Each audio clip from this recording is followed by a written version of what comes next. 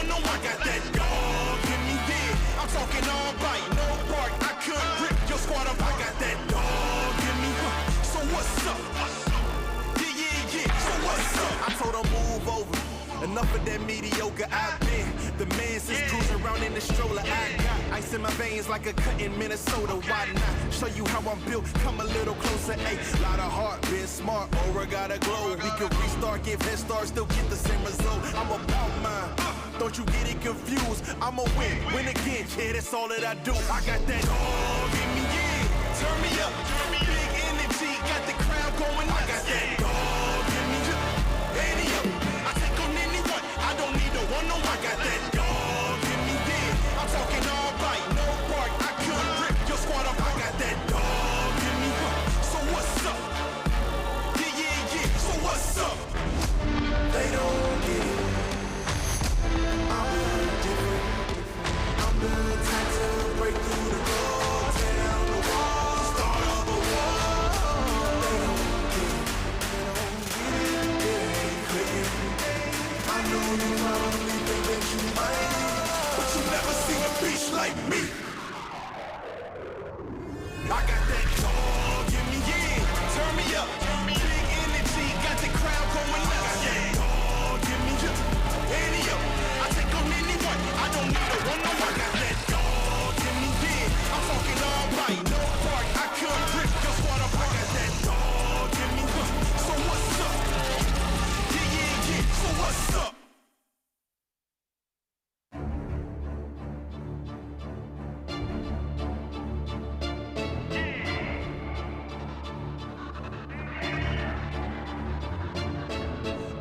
Accept the loss, I'm hard-headed.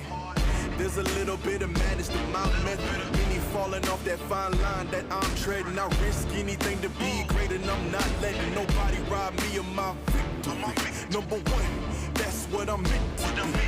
When by any means, only thing that makes sense to me, I can make nice or make history. I got that dog in me, yeah. Turn me up, big energy, got the crowd going. I got that dog in me, yeah. Andy up. I take on anyone, I don't need a one, no, I got that dog in me, yeah. I'm talking all bite, no bark, I couldn't rip your squad up. I got that dog in me, so what's up? Yeah, so what's up? I told her move over, enough of that mediocre, I've been the man since cruising around in the stroller. I got ice in my veins like a cut in Minnesota, why not? Show you how I'm built, come a little closer, ayy. Lot of heart, been smart, aura got a glow. We can restart, give head start, still get the same result. I'm about mine, don't you get it confused. I'ma win again, yeah, that's all that I do. I got that dog in me, yeah. Turn me up, big energy, got the crowd going. I got that dog in me, yeah. Andy up. I take on anyone, I don't need a one, no, I got that dog in me, yeah. I'm talking all bite, no bark, I couldn't rip your squad up. I got that dog in me, so what's up? Yeah, so what's up? They don't get it. I'm really different. I'm the type to break through the door, tear down the wall, start up a war. They don't get it. It ain't clicking. I know you probably think that you might, but you never seen a beast like me. I got that dog in me, yeah. Turn me up, big energy, got the crowd going nuts. I got that dog in me, yeah. Andy up. I take on anyone, I don't need a one, no, I got that dog in me, yeah. I'm talking all right, no bark, I couldn't rip your squad up. I got that dog in me, so what's up? Yeah, so what's up?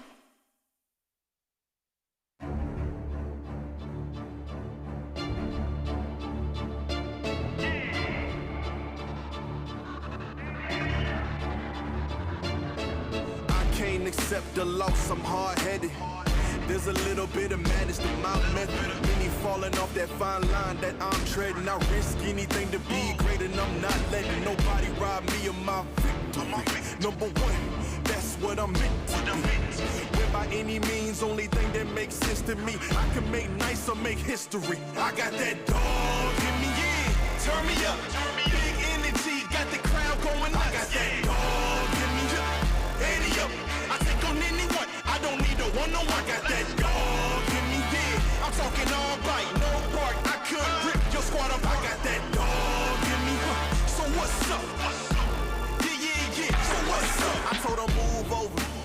of that mediocre I've been.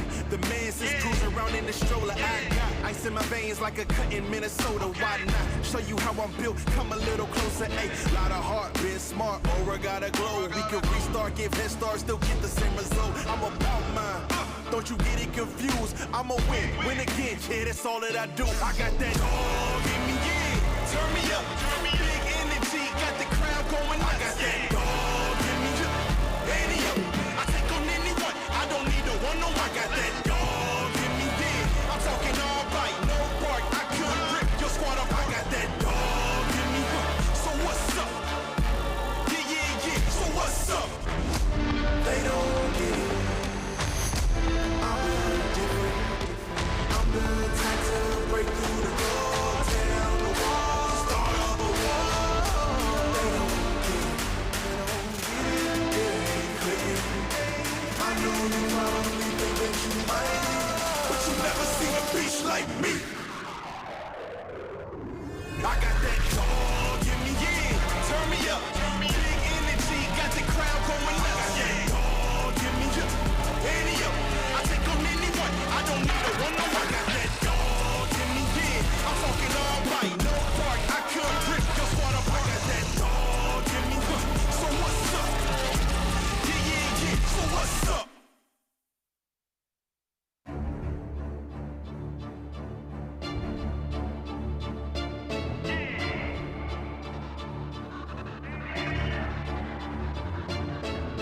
Can't accept the loss, I'm hard-headed.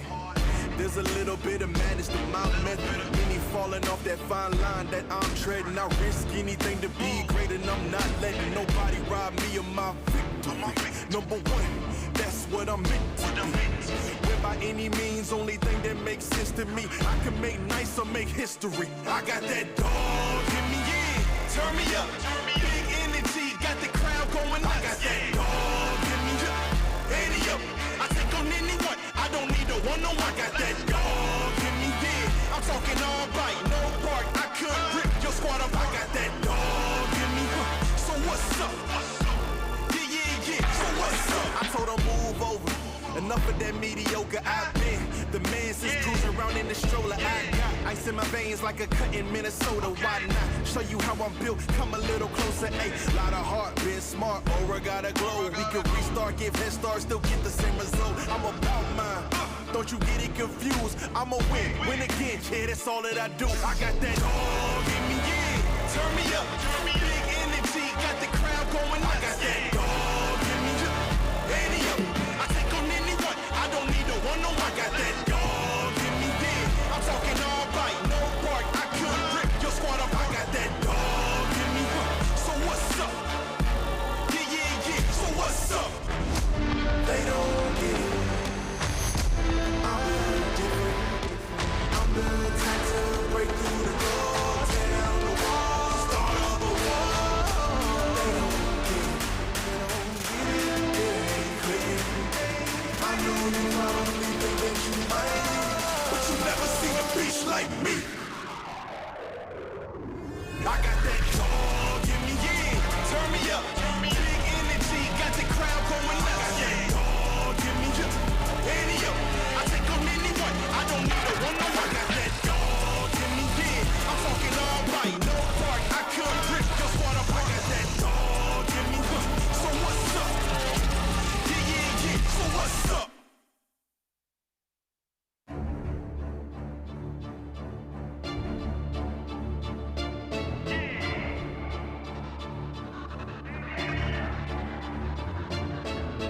Can't accept the loss, I'm hard-headed.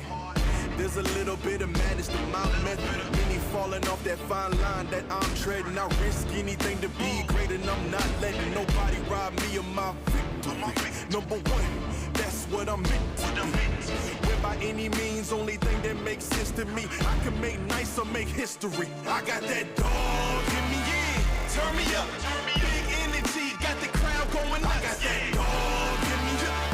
Any up, I take on anyone. I don't need no one, no. I got that dog in me, yeah. I'm talking all right, no bark. I could rip your squad up. I got that dog in me. So what's up? Yeah. So what's up? I told her move over. Enough of that mediocre. I've been the man since cruising around in the stroller. I got ice in my veins like a cut in Minnesota. Why not show you how I'm built? Come a little closer. A lot of heart, been smart, aura gotta glow. We can restart, give head start, still get the same result. I'm about mine.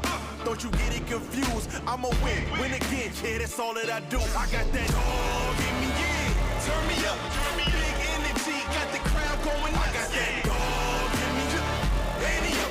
I take on anyone. I don't need a one. No, I got that dog in me, yeah. I'm talking all bite, no bark. I could rip your squad up. I got that dog in me. So what's up? Yeah. So what's up? They don't get it. I'm the type to break through the door, tear down the wall, start up a war. They don't get it, I know you probably think that you might, but you never seen a beast like me. I got that dog in me, yeah, turn me up, big energy, got the crowd going nuts. I got that dog in me, any up, I take on anyone, I don't need a one, no, I got that dog in me, yeah, I'm talking all right, no park, I could rip your squad up, I got that dog in me, so what's up? Yeah, so what's up?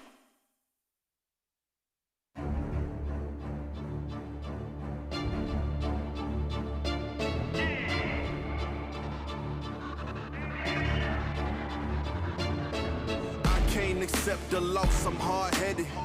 There's a little bit of madness to my method. Many falling off that fine line that I'm treading. I risk anything to be great, and I'm not letting nobody rob me of my victory. Number one, that's what I'm meant to do. When by any means, only thing that makes sense to me, I can make nice or make history. I got that dog in me, yeah. Turn me up, big energy, got the crowd going nuts. I got that dog in me, any up. I take on anyone, I don't need a one, no, I got that dog in me, yeah. I'm talking all bite, no bark, I could rip your squad up, I got that dog in me, so what's up? Yeah, so what's up? I told her move over, enough of that mediocre. I've been the man since cruising around in the stroller. I got ice in my veins like a cut in Minnesota. Why not show you how I'm built? Come a little closer. A lot of heart, been smart, aura gotta glow. We can restart, give head start, still get the same result. I'm about mine. Don't you get it confused? I'ma win again. Yeah, that's all that I do. I got that dog in me, yeah. Turn me up, big energy, got the crowd going nuts. I got that dog in me, any up. I take on anyone, I don't need a one, no, I got that dog in me, yeah. I'm talking all bite, no bark, I could rip your squad up, I got that dog in me, so what's up? Yeah, so what's up? They don't get it, I'm different, I'm the type to break through the door, tear down the wall, start up a war. They don't get it, I know you probably think that you might, but you never seen a beast like me. I got that dog in me, yeah. Turn me up, big energy, got the crowd going nuts. I got that dog in me, any up. I take on anyone, I don't need a one, no, I got that dog in me, yeah. I'm talking all right, no bark, I could rip your squad up. I got that dog in me, so what's up? Yeah, so what's up?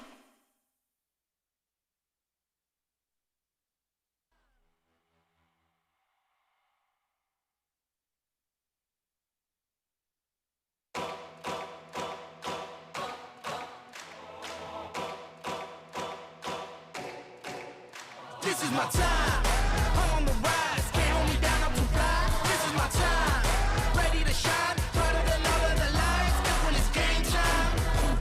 Seconds away and the game's on the line. There ain't no doubt in my mind. Beating the buzzer like, this is my time, this is my moment. You better bet that I'm on it. Ready and set, I'ma own it. Blast it to 10, then keep going. There ain't no coasting, I never settle, don't play. Putting the kettle to flame. I go 100 all day. Foot on the pedal, no brakes. 10, 9, paid on my dues, waited in line. 8, 7, now it's my time that I take mine. 6, 5, king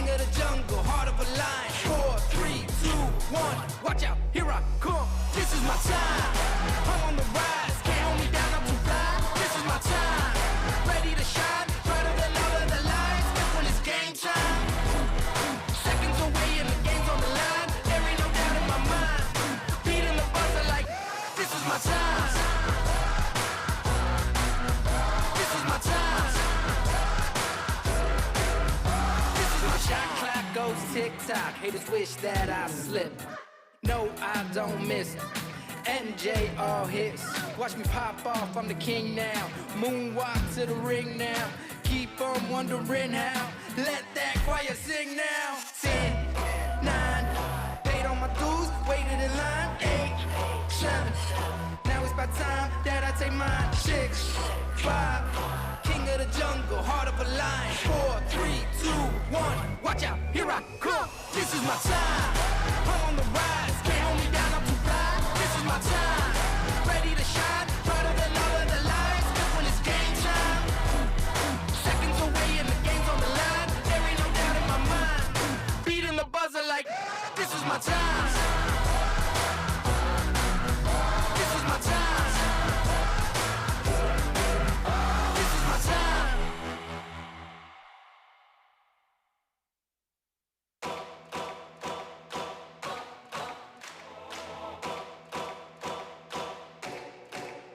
This is my time. I'm on the rise. Can't hold me down, I'm too fly. This is my time. Ready to shine, brighter than all of the lights. That's when it's game time. Seconds away and the game's on the line. There ain't no doubt in my mind. Beating the buzzer like this is my time. This is my moment. You better bet that I'm on it. Ready and set, I'ma own it. Blast it to 10, then keep going. There ain't no coasting, I never settled on play. Putting the kettle to flame. I go 100 all day. Foot on the pedal, no brakes. 10, 9, paid on my dues, waited in line. 8, 7, now it's about time that I take mine. 6, 5, king of the jungle, heart of a lion. 4, 3, 2, 1, watch out, here I come. This is my time, I'm on the rise. Can't hold me down, I'm too fly. This is my time, ready to shine, brighter than all of the lights. That's when it's game time. Seconds away and the game's on the line. There ain't no doubt in my mind. Beating the buzzer like this is my time. This is my time. This is my shot clock goes tick-tock. Haters wish that I slip. No, I don't miss. MJ all hits. Watch me pop off, I'm the king now. Moonwalk to the ring now. Keep on wondering how. Let that choir sing now. 10, 9, paid on my dues, waited in line. 8, 7, now it's about time that I take mine. 6, 5, king of the jungle, heart of a lion. 4, 3, 2, 1, watch out, here I come. This is my time, I'm on the rise. Can't hold me down, I'm too fly. This is my time, ready to shine, brighter than all of the lights. That's when it's game time. Seconds away and the game's on the line. There ain't no doubt in my mind. Beating the buzzer like this is my time. This is my time. This is my time.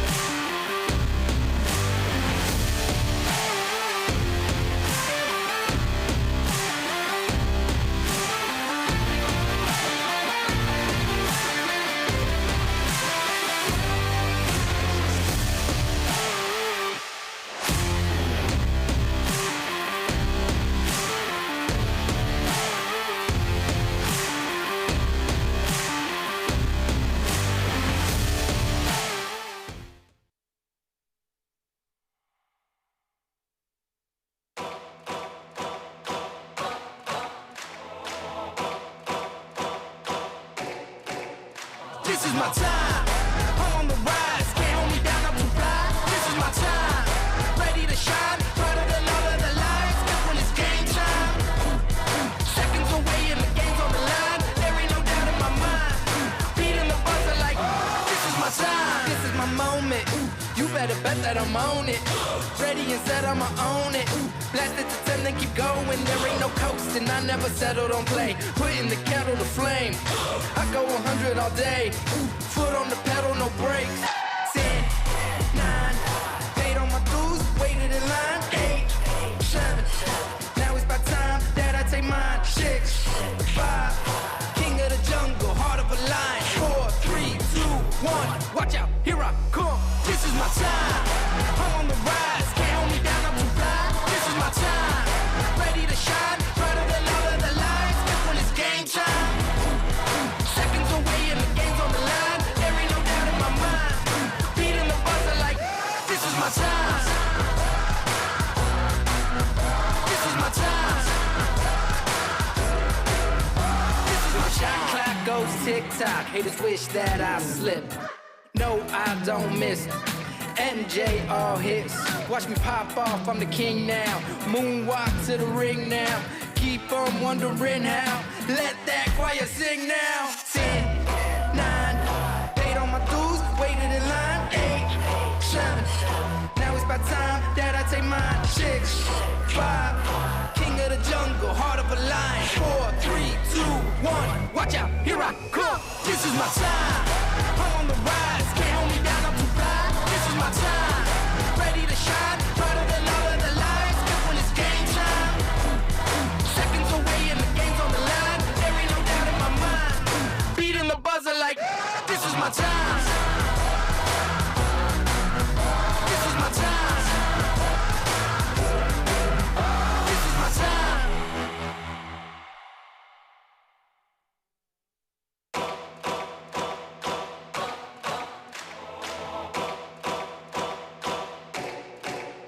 This is my time, I'm on the rise, can't hold me down, I'm too fly. This is my time, ready to shine, brighter than all of the lights. That's when it's game time.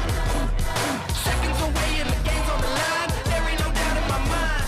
Beating the buzzer like, this is my time. This is my moment, you better bet that I'm on it. Ready and set, I'ma own it.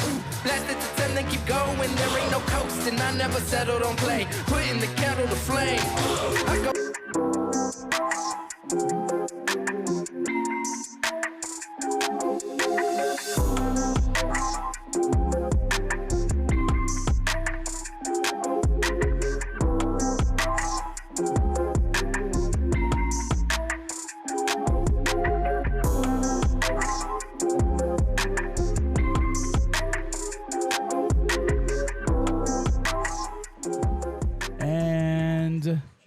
Welcome to Championship Nights. The Yellow Brick Road to the 4A Class State Championship basketball game ends tonight, ends right here. The Hutchinson Sports Arena, Hutchinson, Kansas. Salt City, USA, beautiful Reno County is the host site tonight for the Class 4A State Championship basketball game between the number 1 undefeated 27-0 Rock Creek Mustangs and the 21-6, the 6th seeded Baldwin Bulldogs. This is sure going to be a battle. It has sure been our honor to bring this game to you tonight. Ever since the game concluded, the final buzzer sounded last March at the Tony's Pizza Event Center in McPherson. The Rock Creek Mustangs have been putting in the hours. They've been putting in the reps. They've been putting in the shots. They've been putting in the team shoot-arounds. They've been putting in the late nights, the early mornings, the blood, sweat, the tears to get back to this point. And tonight, it's going to be paying off for one state champion.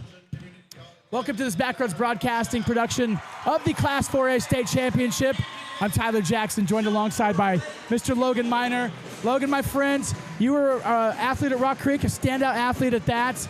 You know what it's like to put in the blood, sweat, and tears, but you never went undefeated in anything, making it all the way back to a state championship game.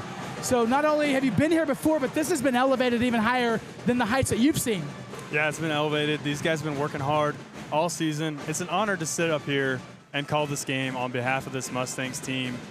They've made Rock Creek alumni and Rock Creek faithful proud this season. They've been working hard, practicing, battling through league play, postseason games, and obviously that led them here to Championship Saturday. Absolutely. So it's going to be a huge ball game. Congratulations to the Silver Lake girls. They are the 3A state champions. That game just concluded. They had the medal ceremony. They defeated Osage City. Osage City last night took out Halstead, who was an undefeated team. So Osage City really earned their way to get into the state championship game for the girls. But Silver Lake, when you drive through 24, going through Silver Lake, there's going to be another name, another number on that big state championship scoreboard, because it's a culture thing at Silver Lake, much like it's a culture thing these days at Rock Creek. We would like to give a big shout out to Faith Furniture and the Faith family. They are our pregame sponsor. Faith Furniture takes pride in helping families create comfortable homes with quality furniture and friendly service you can trust. Whether you're finishing a brand new space or upgrading a room in your home, Faith Furniture is committed to helping you find exactly what you need. Faith Furniture and the Faith family are proud supporters of local communities, local schools, and local student athletes. You can find them just right behind Dillon's, right next to ESB Financial, just off of Highway 24 in Manhattan. And you can find them online at faithfurniturecompany.com.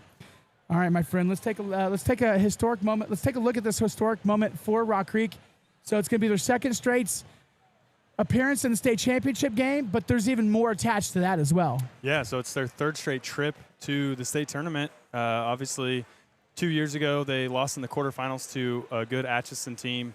Last year, making it back to the state championship tournament and advancing to the state championship game against a powerhouse McPherson team, unfortunately falling short. So the little bit of a redemption game here for the Mustangs, hoping to make Rock Creek history. Once again, thank you so much to Faith Furniture and Faith Family being our pregame sponsor. Thank you as well to Rampage Academy, all season long, been the premier sponsor of Backroads Broadcasting. We couldn't do it without any of our partners that helped send this team to state, send this production to state. And so we are truly grateful. So the road to the finals. How did the yellow brick road to the finals work out? First, let's take a look at the Rock Creek Mustangs. Rock Creek entered the state tournament undefeated. They won the inaugural Flurry on Flush early season tournaments at home back in December. Then they took care of business at the Thunder Classic. They won that in January. They went completely undefeated through the NCKL stretch of a pretty tough conference to finish the regular season undefeated before hosting sub-states.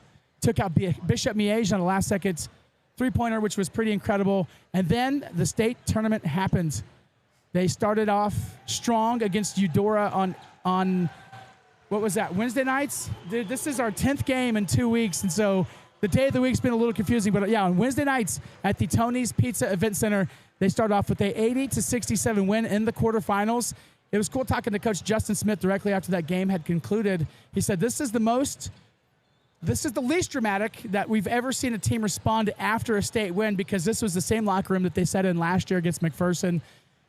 They know that this isn't where they want to finish. They know that this isn't where it's going to end up. The next goal is to get to Hutchinson, and that's what happened. So after the win over Eudora, they came and had a huge dominant performance last night, taking out the number 4 seed, the Hugoton Eagles, winning 73-53 to advance to tonight's title game. Yeah, and meanwhile, Baldwin has also battled through a tough bracket as well. The Bulldogs defeated Pratt in the quarterfinals. Then they followed that up with an impressive semifinal performance against previously undefeated Atchison, winning 65-45 to earn their spot in the championship. There are some similarities here in these two schedules. Both teams taking down Pratt by about 8 points, roughly. Both teams have played Eudora. Both teams have played other similar Lewisburg, and both teams won all of those games by very similar margins. And also Baldwin's been wanting to play spoil to victors all season long. Senior night, they took out an undefeated Bonner Springs. Last night, they took out an undefeated Atchison. So they want to play the dog. They like playing as the dog. They want to take out the previously unbeaten team. And so it's going to be pretty exciting to see how Rock Creek responds to that tonight. Once again, thank you to Rampage Academy. They've powered Backroads Broadcasting tonight and all season long. Rampage Academy focuses on helping student athletes improve speed, strength, and performance, preparing them to compete at the highest level Rampage Academy, you can find them just off of Legion Lane and Highway 24.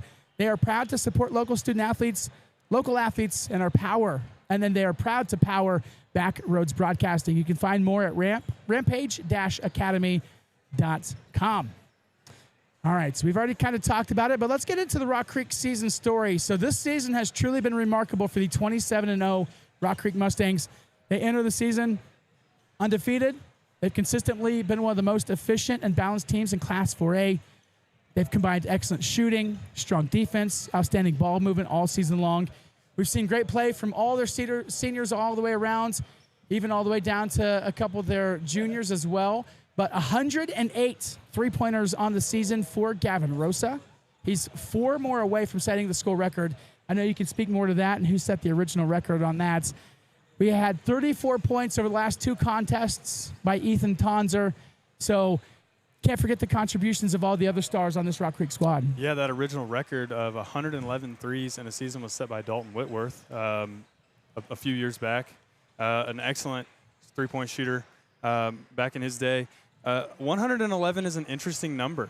So Dalton Whitworth hit 111 threes. Obviously, Gavin can tie or break that record tonight. But if the Rock Creek wins tonight, all of their programs across freshmen, JV, varsity boys and girls will have 111 wins combined this season. I didn't put 2 and 2 together, bro. That's pretty cool. It's, strength by numbers is what it is.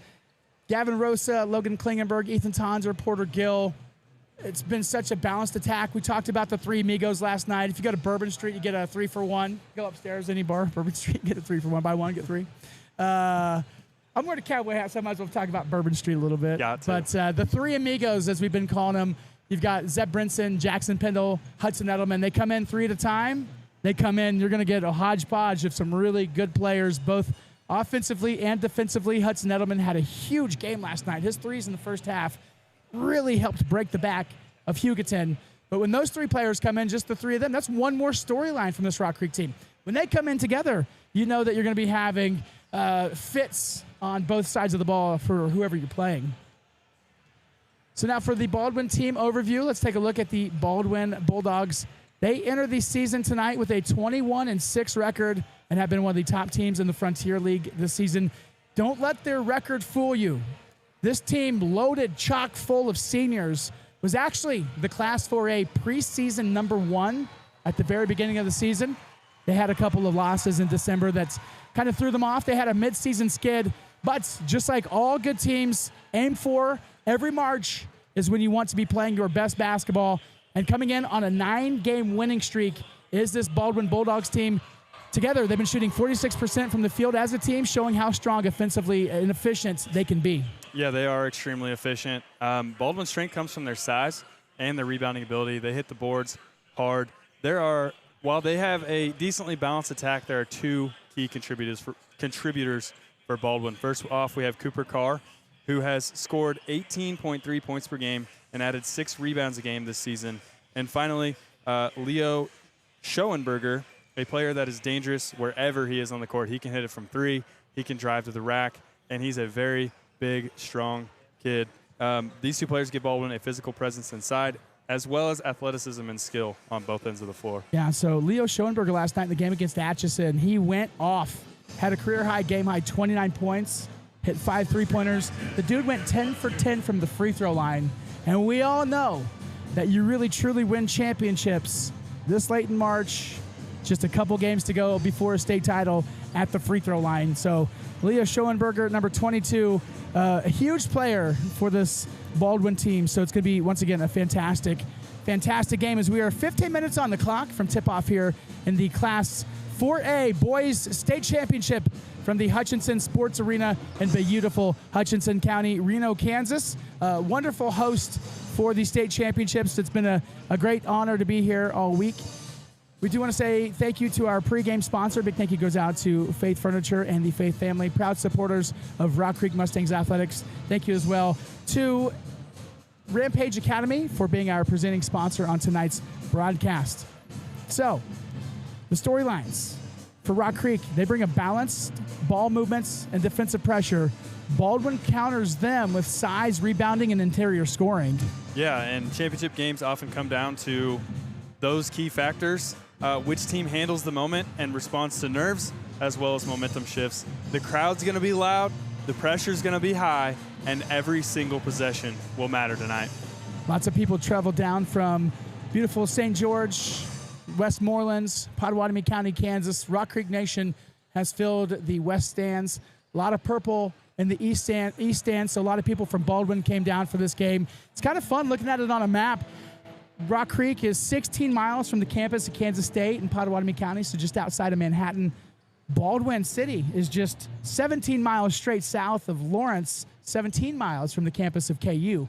So proximity-wise to schools, they're very similar. Proximity-wise to college town, they're very similar. And then tonight, they are going to be matching up very well. These teams do come in, again, 27-0, 21-6. They've been battle tested. They've been fighting hard, and it is no doubt going to be a fantastic shootout for the Class 4A state championship. With that being said, let's look at the routes to victory for each team, sponsored by Flint Hills ISR and Wendy Rogers. Your child is capable of becoming their own flotation device. They are capable of saving their own life. Give Wendy Rogers with Flint Hills ISR a call at 785-230-9574. Again, 785-230-9574 to learn more about ISR self-rescue swim lessons. For Rock Creek, their route number one to victory is going to be ball movements. Rock Creek will thrive when the ball moves quickly around the perimeter. Their passing is going to create open shots and will be forcing some defensive scrambles. Number two is they must limit Baldwin's rebounding. Baldwin has strong rebounders like Carr and Schoenberger. If Rock Creek can limit second chance opportunities, they can control the pace of the game. They also have a 6'6" senior who's a starter down low, and Colton Collum. Schoenberger himself is 6'5", so some height down low really has led to some pretty good rebounds. Much like last night's, Hutchinson coming in with 800 rebounds on the season. Rock Creek did a really good job of limiting them on second chance opportunities. So that is our route to victory, number 2 for the Mustangs. And then number 3, defensive intensity. This is what's truly carried this Rock Creek team all season long. They've been averaging 71.5 points per game on the offensive side, which is really easy to talk about, but they've been holding teams, and they played some really good teams throughout the season, to just 41 points on the other side of the scoreboard. And so if their defense can carry them all season, they have to rely on their defense and their defensive intensity tonight. If they pressure Baldwin's guards and force difficult shots, they'll put themselves in position to win. So now taking a look at Baldwin's routes to victory. Once again, thank you to our friend Wendy Rogers at Flint Hills ISR. She can help your child become their own flotation device. Give Wendy a call. So taking a look at the Baldwin routes to victory, my man, Mr. Logan, what you got? Yeah, and we spoke to that size of Baldwin and rebounding ability. That's going to play into 2 of these key routes to victory. First of all, Baldwin needs to control the paint.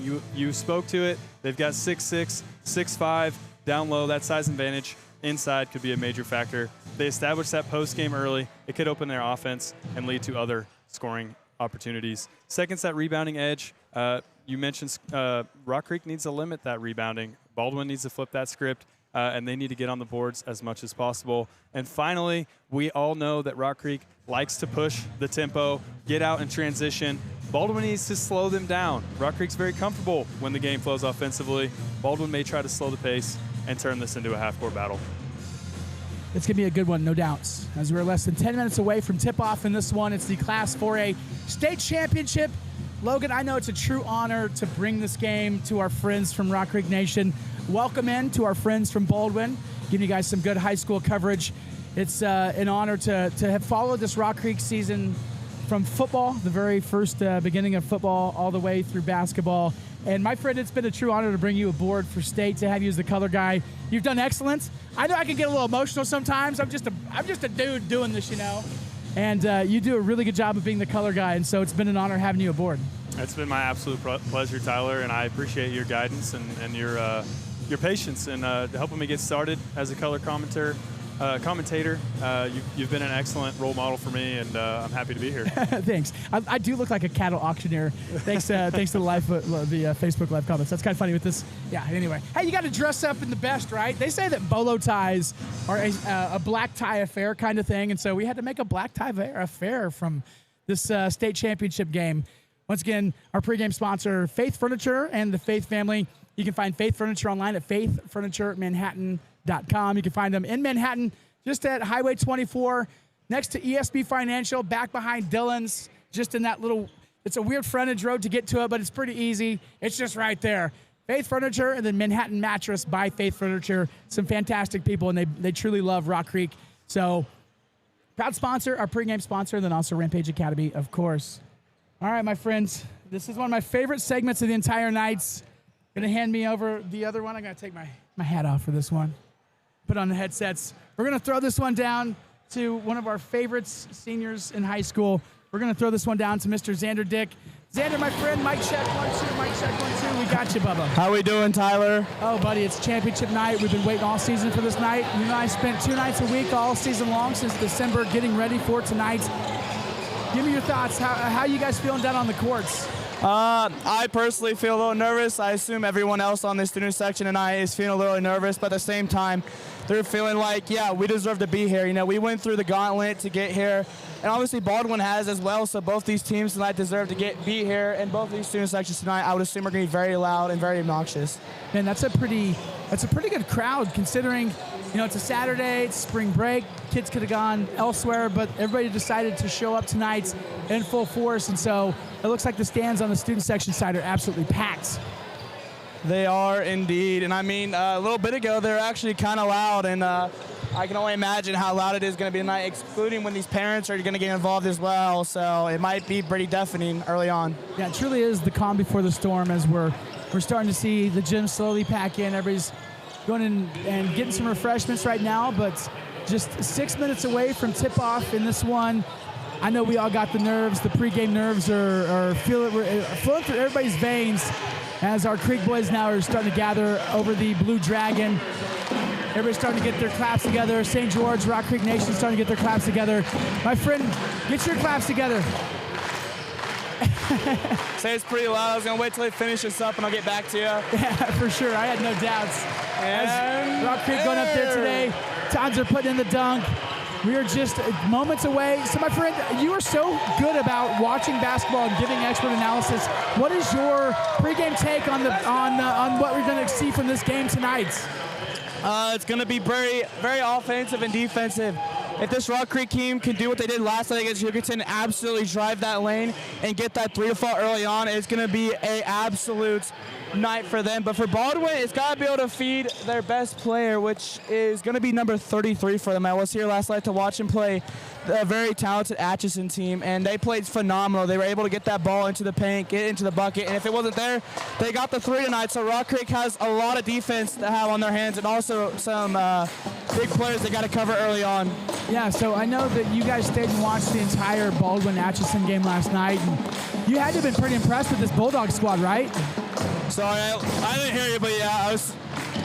Say it again, sorry. Yeah, so cover your other ear that's not the microphone ear. Put your mic in the other hand.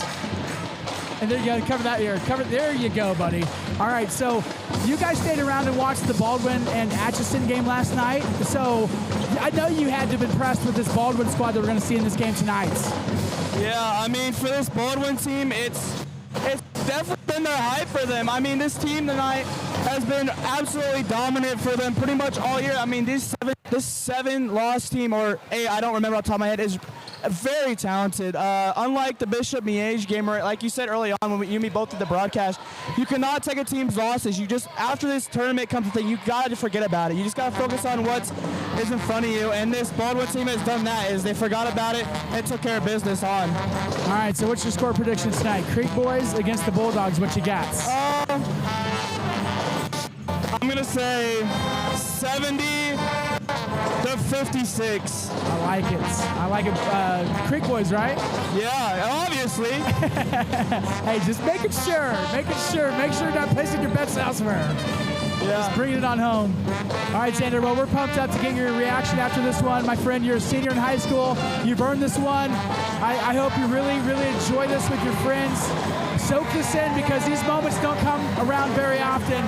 And you, along with everybody else in Rock Creek Nation, have earned tonight's chance at a state championship. Yes, they have. I got one more thing for the people watching tonight. What you got? Everyone, are you ready?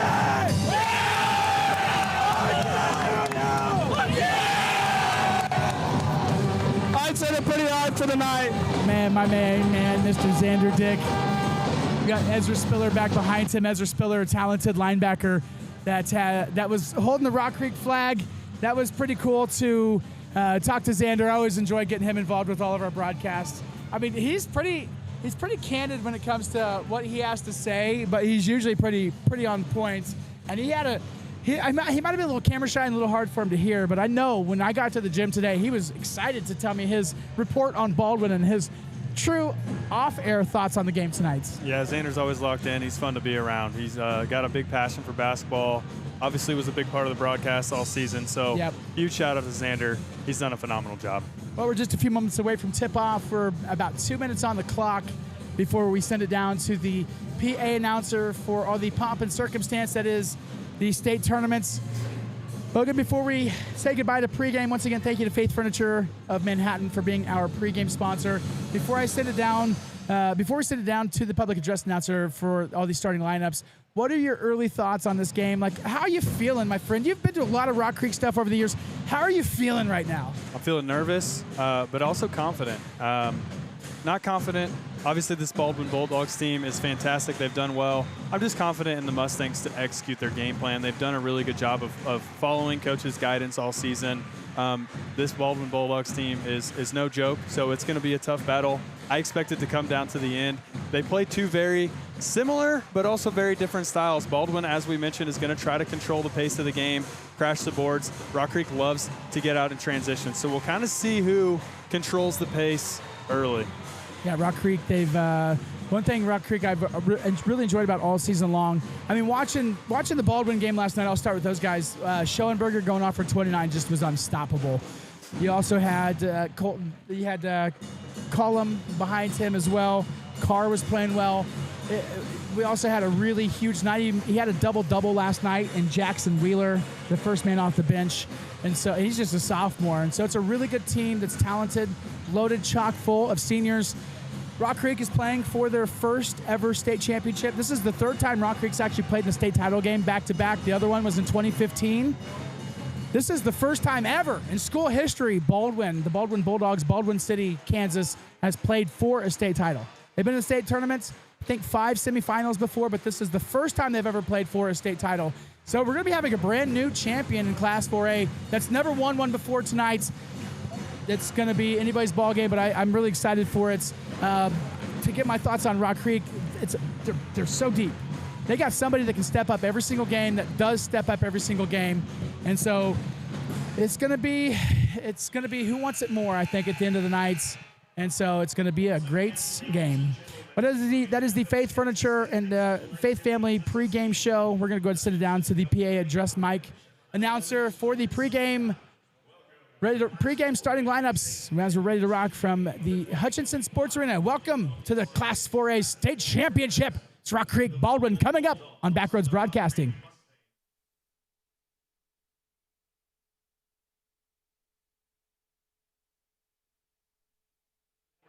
High schools in Kansas through the Kansas State High School Activities Association.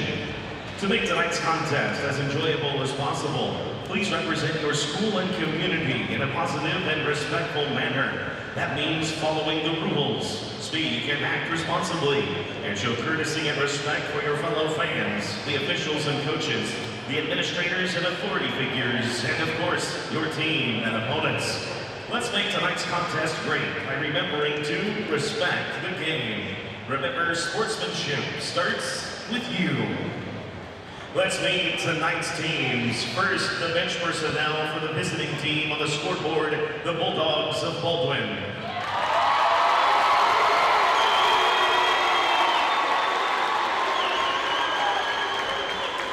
Superintendent Mark Dodge.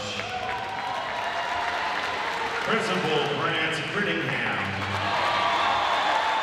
Athletic Director Dayton Valentine.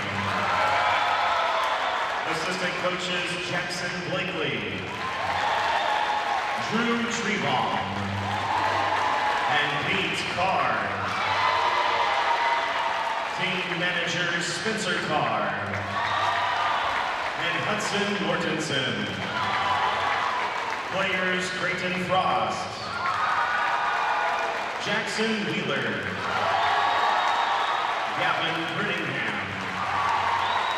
Colby McLaughlin, Tucker Flory, Homer Rice, and Devin Wagle. Now the bench personnel for the home team on the scoreboard, the Mustangs of Rock Creek.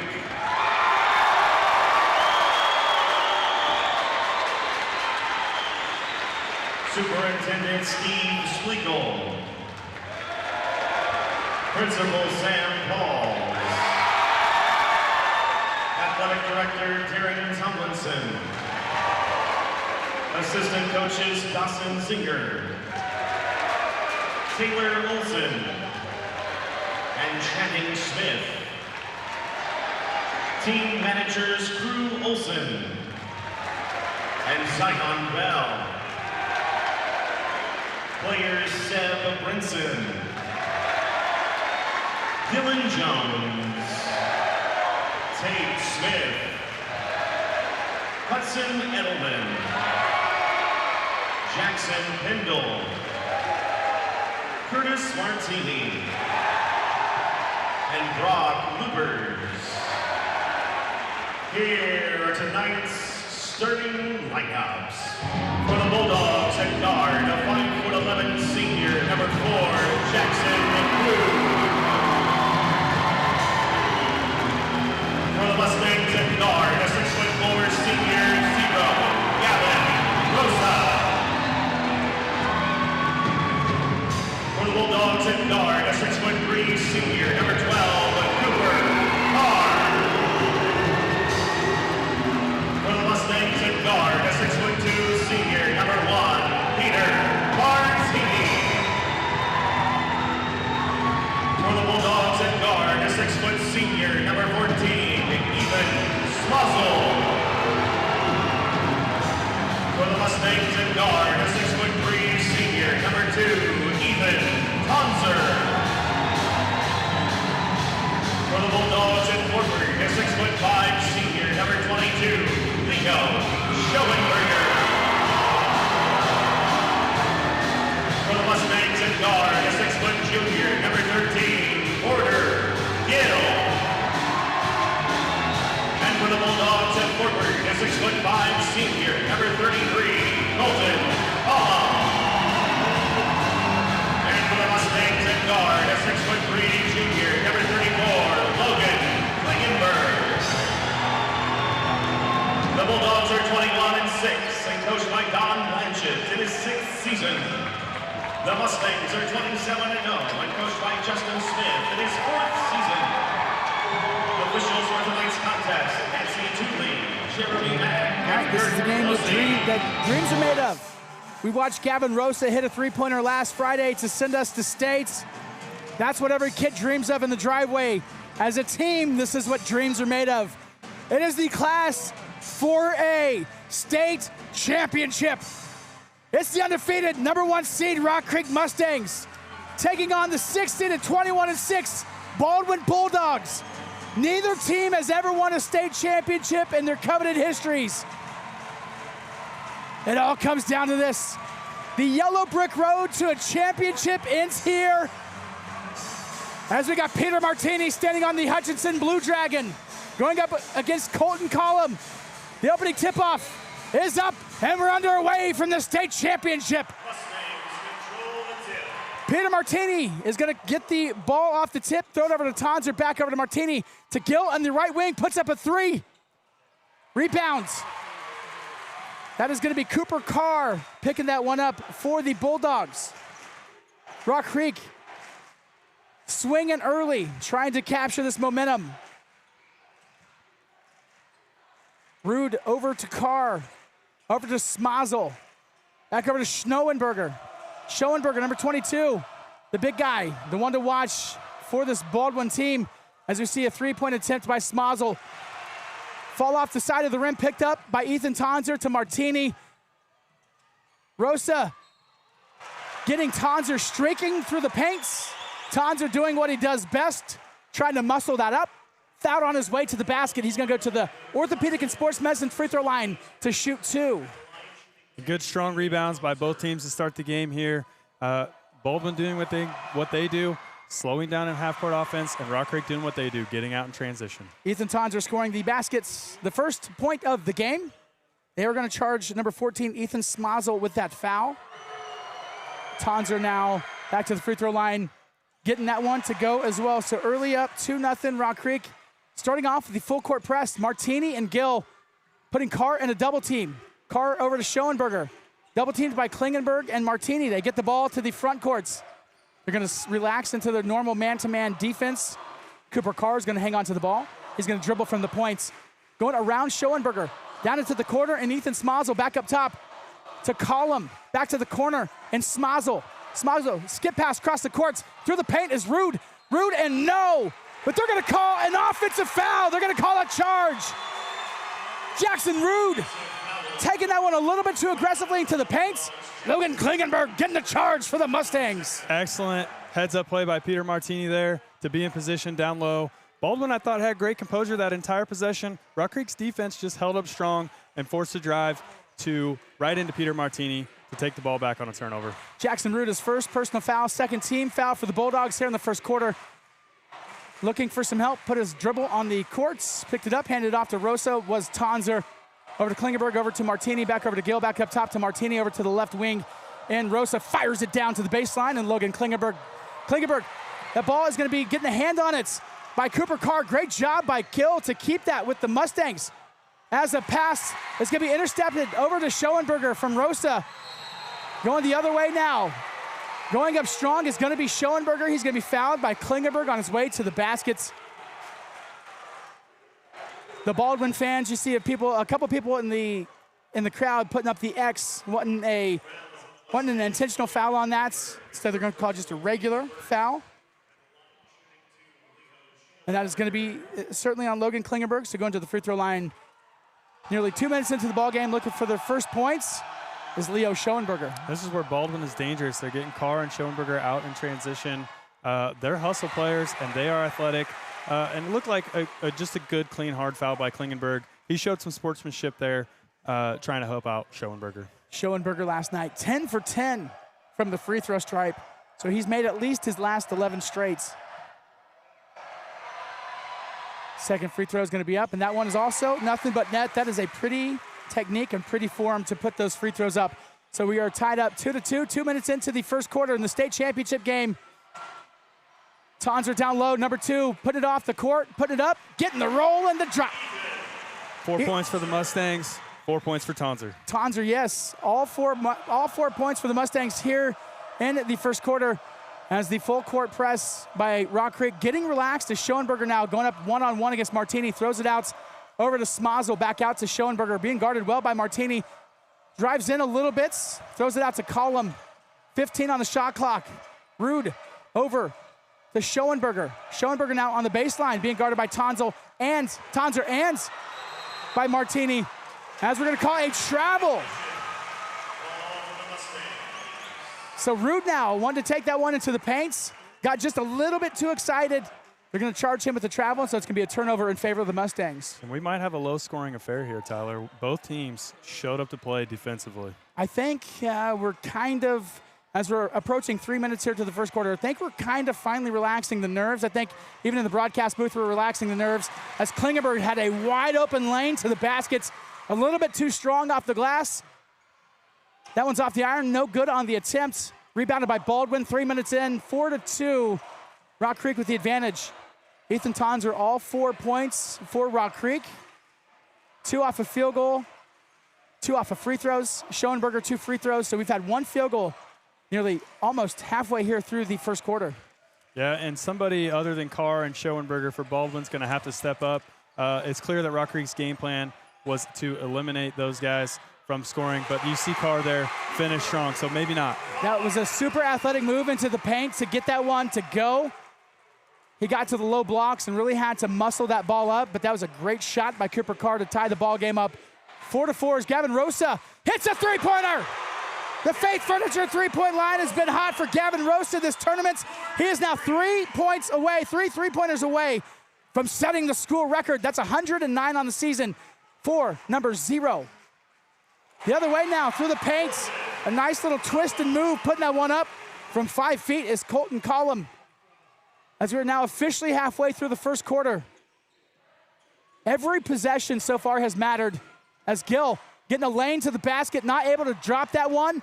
Ethan Tonser, as we've seen throughout this entire tournament, has been able to get up with his impressive vertical. He's got the highest, one of the highest verticals between him and Martini on the team, going up, grabbing the rebounds, and saving the ball for the Mustangs. Yeah, and his basketball IQ is very high. I mean, he always puts himself in position for a rebound opportunity, finding that open spot under the rim, and looking for second chance opportunities. As we see the three amigos coming into the game, Zeb Brinson, Jackson Pendle, Hudson Edelman. They're 3 for 1. Inbound pass from Rosa to Jackson Pendle at the elbow. Hands that off to Edelman. Edelman going strong to the basket. Edelman having himself a great semifinal and final here in Hutchinson. We'll be going to the Orthopedic and Sports Medicine Center free throw line to shoot 2.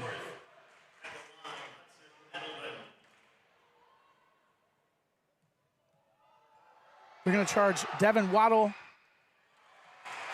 with the foul right there, as Edelman can't get the first free throw to go. 4 teams fouls for Baldwin here in the first quarter, as neither foul shot can go for Edelman, but Jackson Pendle strong to grab that one as he hands it off to Brinson. Brinson trying to get into the paint, lost the handle on the ball, pretty much into the hands of Schoenberger, and it's going the other way from right to left in favor of the Bulldogs. Yeah, and the Mustangs probably want to see Brinson take that 3. That's what those guys are in there for. So Baldwin in their black road uniforms, white numerals, purple and white trim. Rock Creek in their lucky home whites, black trim, black numerals, Mustang script, Jumpman jerseys. As a Jumpman comes in and gets a block right there, talking about timing. Peter Martini, he's always doing the jump ball. Ethan Tonser can dunk, so it's a debate, I think, between who has the highest vert, but they're both pretty close. As you can see, the jump man coming through and Peter Martini right there. Out of bounds in favor of the Bulldogs. Schoenberger inbounding the ball to Carr, back to Schoenberger, being double teamed. Schoenberger looks like he got smacked in the eyes. He's holding his left eye. So you see a three-pointer being put up by Carr, but you know what? The shot clock was running out. Carr couldn't even touch the rim on his attempt, so they're going to call a shot clock violation on the Bulldogs. Yeah, and Mustang defense just being relentless once again. They don't quit. They just they fight and fight and fight. Baldwin Bulldogs obviously responding pretty well to that so far early. So it's been a fun one early. Logan Klingenberg back into the game. He's going to come in for Zeb Brinson. So it's Martini, Pendle, Rosa, Brinson, and Klingenberg. Klingenberg driving into the paint. Spin move. It's kind of his signature. Off the front of the iron, no. Gets his own rebounds. Going up against Schoenberger. Spins out to Rosa. Rosa, NBA 3 from the points. Can't get it to drop. Rebounded Klingenberg. Klingenberg, athletic move to the paint. Missed the shots. Got his own rebound. Put it back up. Rebound the other way in favor of Baldwin.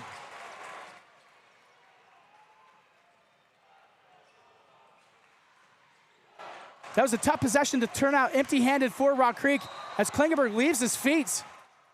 Lucky that Jackson Wheeler missed the shot right there because Wheeler got fouled on his way up to the basket. Looks like they might be calling that a floor foul, actually. So that was a foul on the floor. It's going to be Klingenberg's second personal foul, the only Mustang with a foul in this first quarter. Back into the game is going to be Peter Martini and Porter Gill. And also Ethan Tonser. Schoenberger to inbound the ball to Carr. Carr standing on the NJCAA logo off to the right side in front of the bench as we see a three-point attempt falling flat off the front of the iron. That's Devin Waddle with that three-point attempt, rebounded by Rock Creek.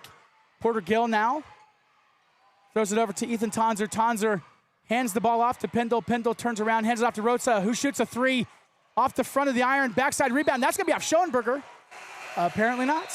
They're going to call that off of Porter Gill in favor of the Bulldogs. Yeah, and continued good defense there from the Bulldogs. Obviously, the Mustangs did get an open look there. Hopefully, Rosa can start to knock those down.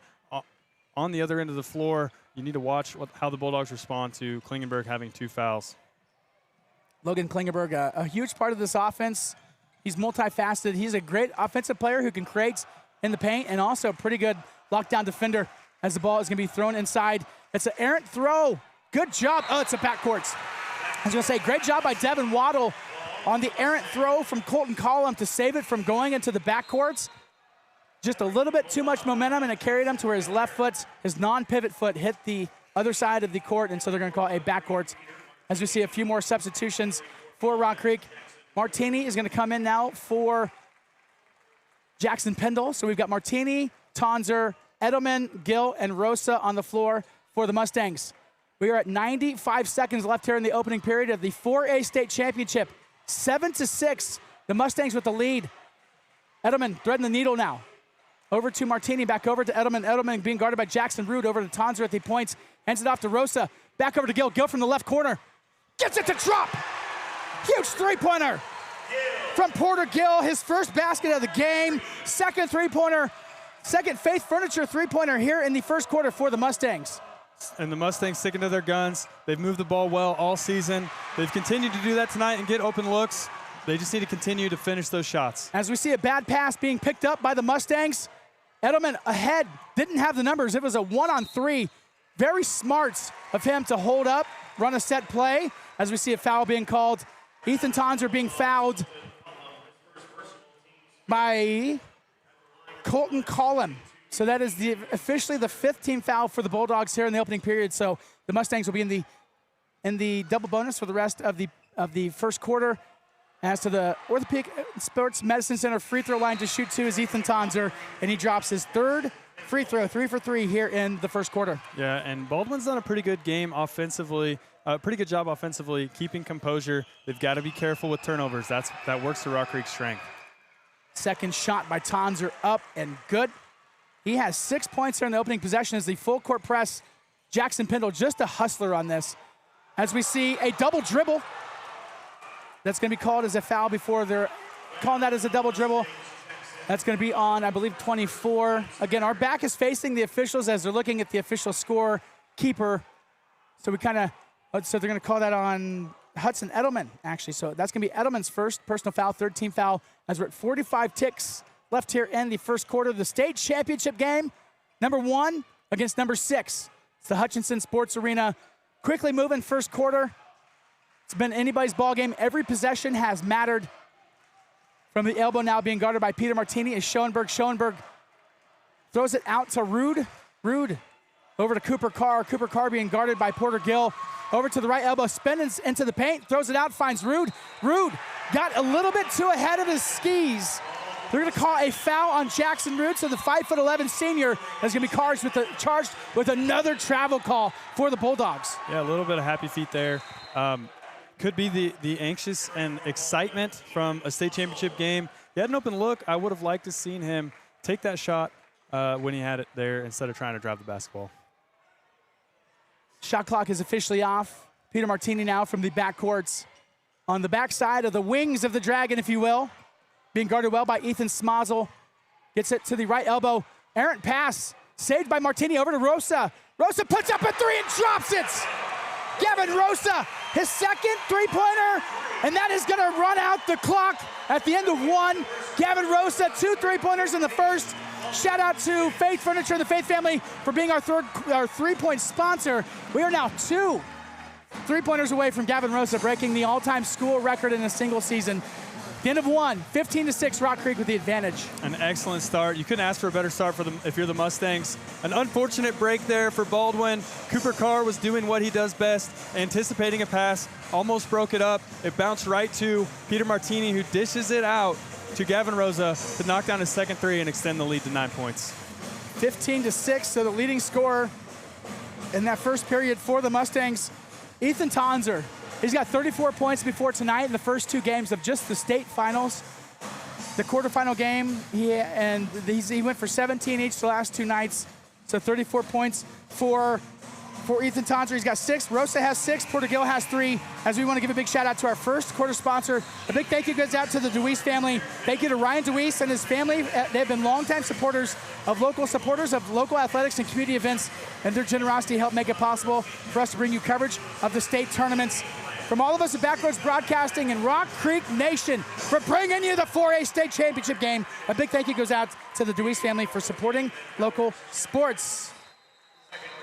The possession arrow in favor of Baldwin, so they'll get the ball first here in the second period. Going from right to left on your screen. We see Cooper Carr being well covered by Porter Gill. Trying to do something, gets to the short corner, throws it out. That's going to be a three-point attempt by Colton Collum. Rebounded by Porter Gill. Gill being pretty closely defended by Ethan Smazel on the way in. Stops, throws it out to Martini, who throws it off to Rosa for three. Not able to get that one to go. Rebounded by Tonzer. Tonzer on his way to the baskets. I don't know, man. That kind of looked like pretty good defense by Cooper Carr. The official is going to say he was fouled, so going to the free throw line to shoot two is going to be Ethan Tonzer. And I think everyone in black in the stadium was expecting that shot to fall from Rosa. The stadium got very quiet when that ball was in the air. Jackson Wheeler charged with the foul. So to the Orthopedic and Sports Medicine Center free throw line to shoot two is going to be Ethan Tonzer. 5 for 5 on the evening tonight. Getting the first one to drop, 16-6. Mustangs with the lead here early in the second period. The second one, not going. So 5 for 6 tonight for Ethan Tonzer. Rebound to the Bulldogs. It's going to be brought down by Cooper Carr. The 6'3" senior been having a great season for Baldwin. Going to swing pass over to Ethan Smazel. Smazel throws it back out to Collum. Collum back out to Smazel, down low. Great pass to Wheeler. Wheeler putting it on the court, putting it up off the glass and scoring. That's a good, strong finish by Wheeler down low. And a good entry pass. You get those guys opportunities, and they're going to capitalize. Jackson Wheeler, he's just a sophomore, had a double-double in last night's game. Pretty nice player for Baldwin. So we see a three-point attempt from Peter Martini. It's going to miss the rim, hit the left side of the backboard, into the hands of Jackson Wheeler, or Schoenberger, pardon me, and they're going the other way for the Bulldogs. As the ball is going to be stolen. Schoenberger on the left wing, dribbled a little bit too loosely, stolen by Martini. Martini's deceiving when it comes to that. As the pass down low from Tonzer, intended for Logan Klingenberg, is going to be tipped out of bounds by Jackson Wheeler, and it's going to stay with the Mustangs. Yeah, and I just now noticing Klingenberg back in the game with 2 fouls. I wouldn't be surprised to see Baldwin try to attack him on the offensive end of the floor. Porter Gill to inbound the ball. Throws it over to Peter Martini in the right wing. Off to Porter Gill. Back over to Peter Martini. Down low. Striking Tonzer. Puts it up and scores. Ethan Tonzer has been so strong with that throughout the season, especially in March. That has been basically the go-to bread and butter for this Rock Creek offense. Three-point attempt for the Bulldogs. Number 5, Devin Waddle. That one's going to be up and good. Devin Wadle, my apologies. First three-pointer for Baldwin here in this game. They've got 5 in the second quarter, 18-11 Rock Creek. As they're going to call a foul away from the ball.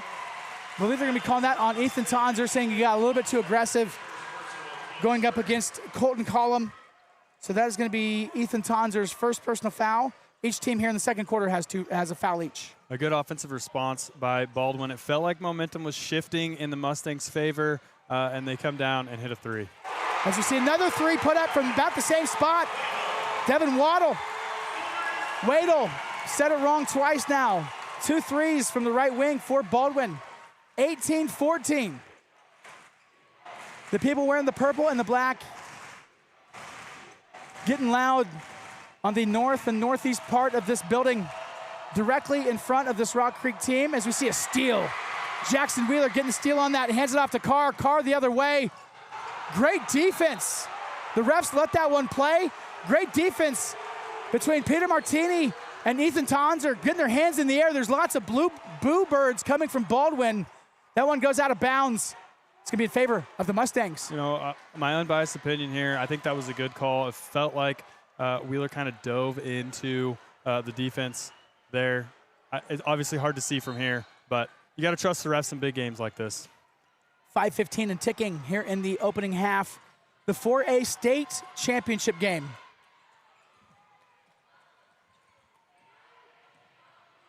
Klingenberg out to Tonzer. Tonzer from the corner puts up a 3. Rolls off the backside of the rim. That was a fight between Wheeler and Martini. The ball squirted out into the hands of Colton Collum in favor of Baldwin. As another errant pass is going to hit the back fins, the wings of the Blue Dragon. recovered by the Bulldogs. Column now being guarded well by Gavin Rosa. Bounce pass over to Schoenberger. Schoenberger down low to Wheeler. I'm sorry, that's Column. Column spin move in the paint over Gavin Rosa and scores. It is a 2-point ball game from the Hutchinson Sports Arena, 18-16.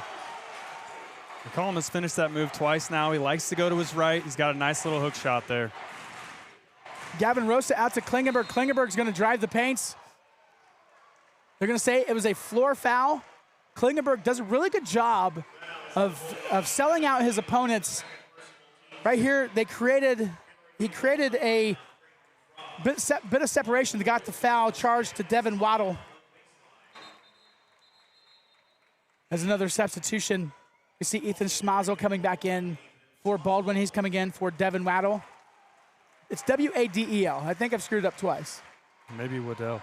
No. We're sorry to the Baldwin viewers. Yeah, we are. From We are home. like genuinely. We're doing our best. I don't like messing up names. So, Devin, great job. Heads to the bench.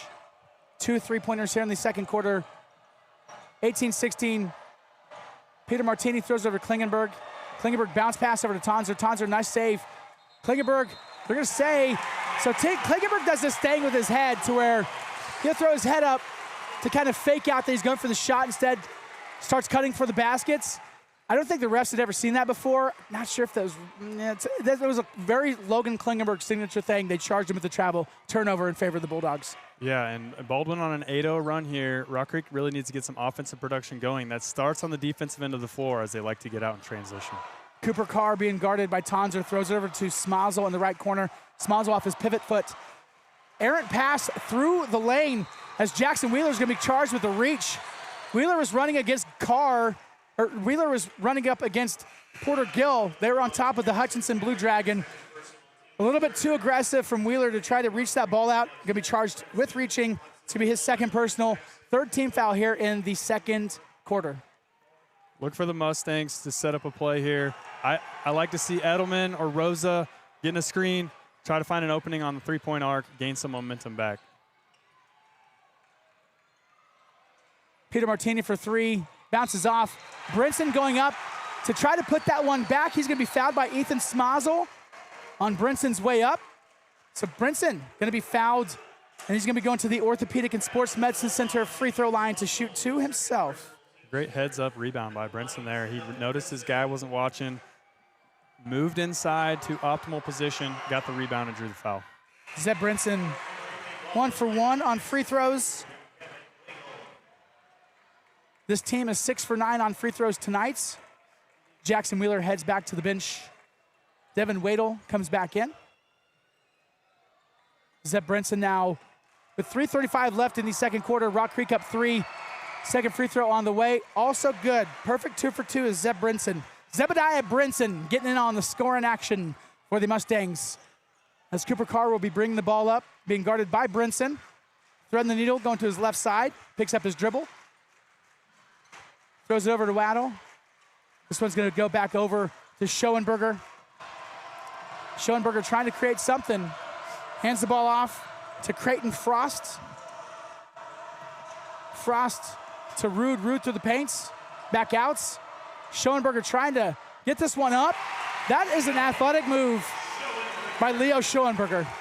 Reason why he might be an all-team, all-first-team state selection this year based off of a play and a move just like that. Yeah, and that's just his size and athleticism. He's got such a wide pivot. He was able to create optimal offensive positioning there and get an open look at the basket. Peter Martini through the paint, throws out to Zeb Brinson from the right wing. Back over to Peter Martini. 15 on the shot clock. Martini from the elbow throws it down to Brinson. Brinson being double teamed, gets it back out to Martini. Finds Edelman in the left corner. 5 on the shot clock. Edelman is going to rush and shoots off the back of the rim. Rebounded Cooper Carr. Jackson Pindle hustling to close that lane, so Carr couldn't do anything with it. Instead, Baldwin runs a set play as the ball is going to be inbounded to Schoenberger. Over an oversized Zeb Brinson. Hudson Edelman coming over to help out. They're going to charge Brinson with that foul. It's going to be his first personal second team foul here in the second quarter. Another strong move by Schoenberger. Good effort there by Edelman on help defense. Unfortunately, a little too late.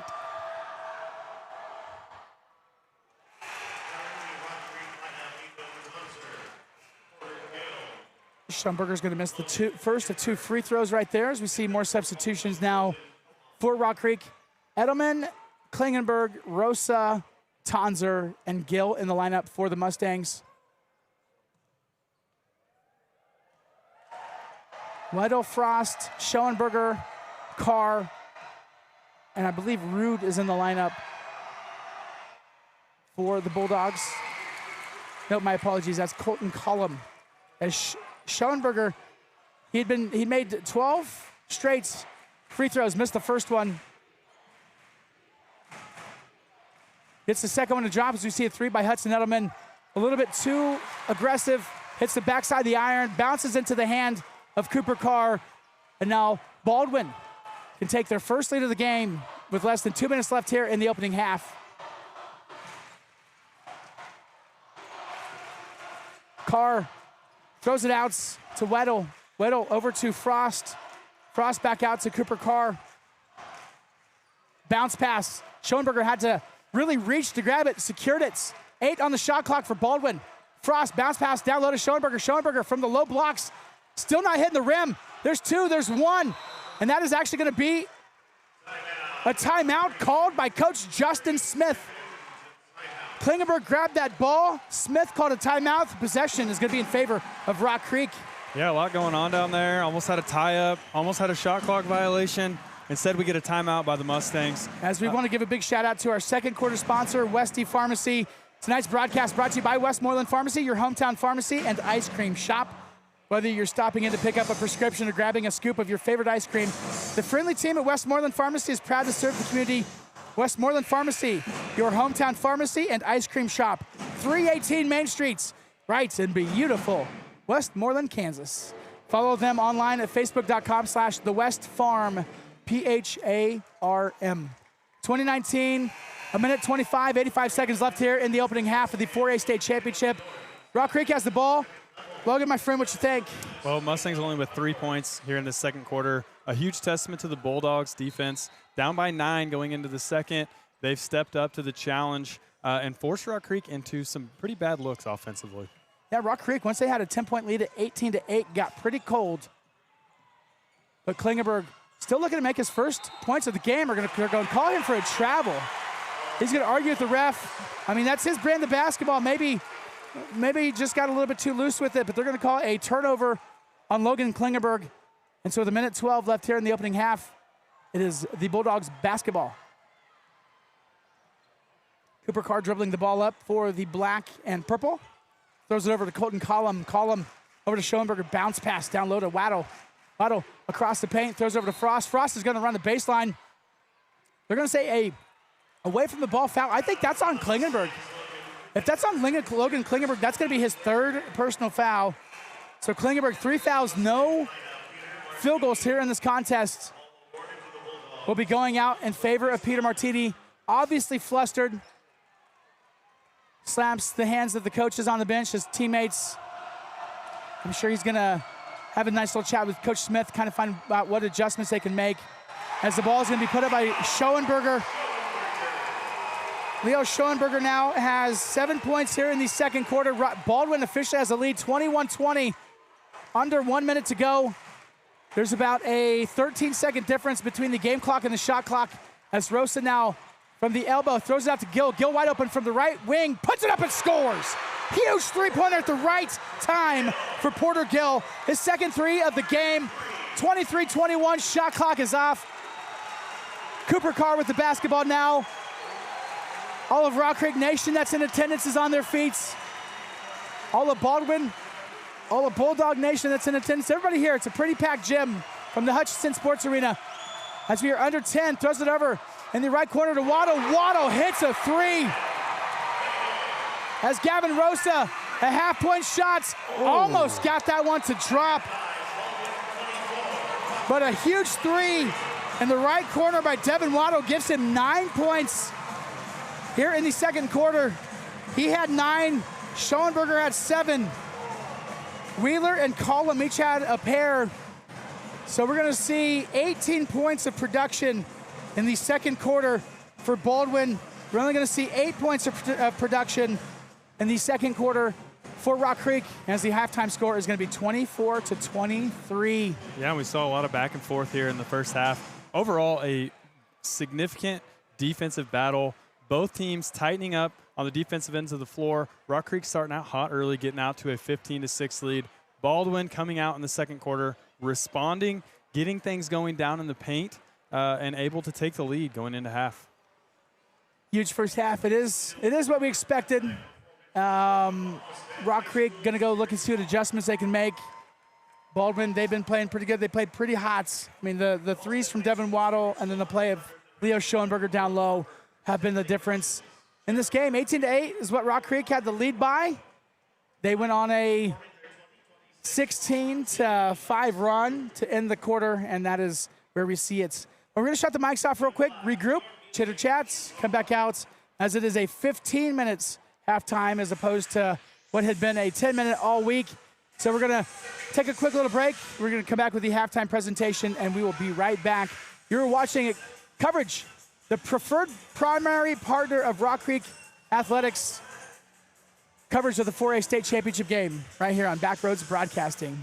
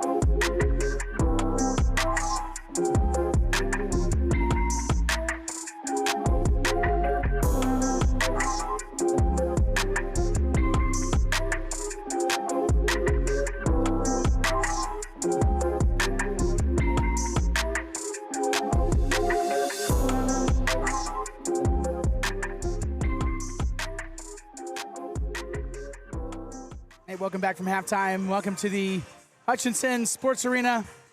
It is the 4A state championship game. Lots of cheerleaders out in the middle. I'm not quite sure whose team that is. I'm gonna lie, but they crushed. GP, Garden Plain, maybe? Hey, there you go. Context clues. 24-23, Baldwin with the lead here at halftime, 4A state championship game. Tyler Jackson, Logan Miner. I'll bring the Cowboy back hat after the game. It's just a little bit different with the auctioneer mic, the whole 9 yards. Anyway, shout out to the live chat on YouTube for asking about that. 24-23, as we see the halftime score. This game is what we thought it would be. Low scoring, high defense, every possession matters. It's truly been one of the better state finals you can find. Yeah, and it's a heavyweight bout. I mean, they're battling hard on the defensive end, both teams. Coming out with extreme intensity defensively, really working to shut down the strengths of the other team. Rock Creek started off hot early.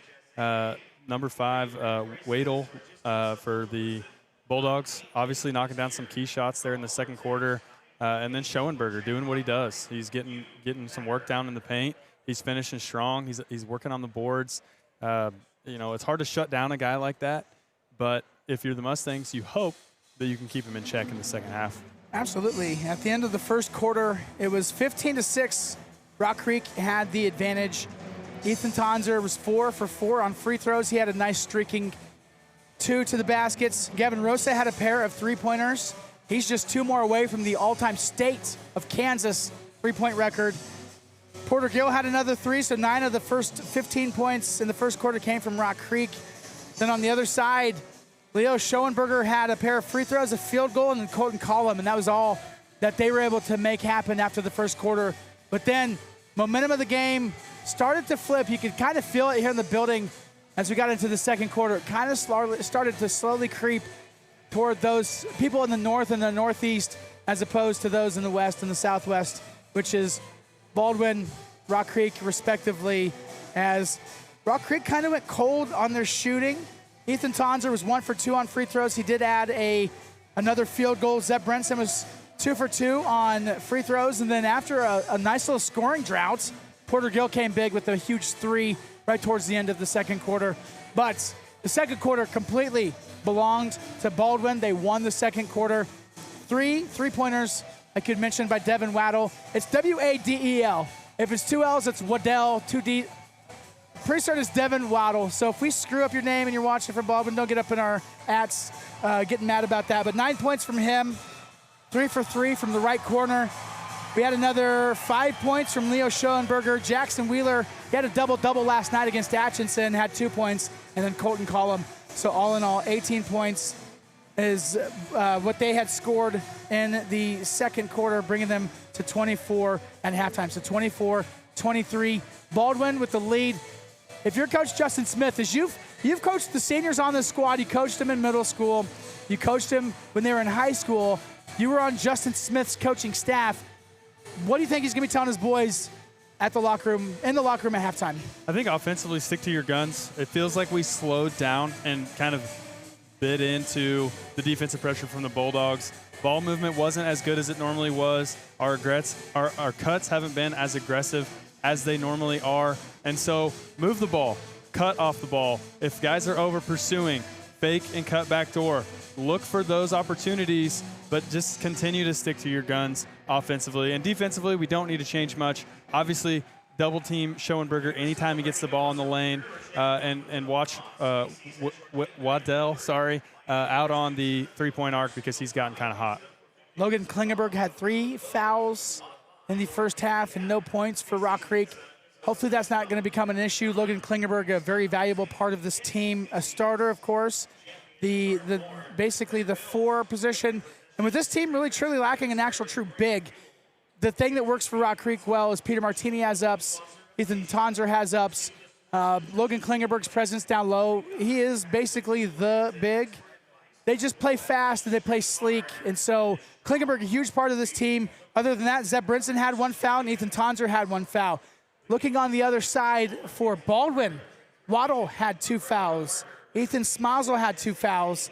Jackson Wheeler had 2 fouls. So there's arguably there's more fouls called for Baldwin overall in the first half, but Rock Creek was the 3 on Klingenberg's pretty big. Yeah, and that's a key thing to pay attention to here in the second half.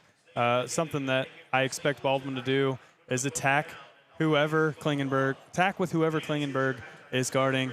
Obviously, he's not going to want to foul, get into foul trouble, because he's a key piece both offensively and defensively for the Mustangs. Under 5 minutes here until the starts of the second half of the 4A state championship from the Hutchinson Sports Arena.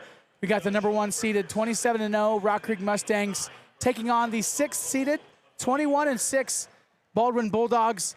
Neither team has ever won a state championship ever. For Rock Creek, their 3rd state title appearance.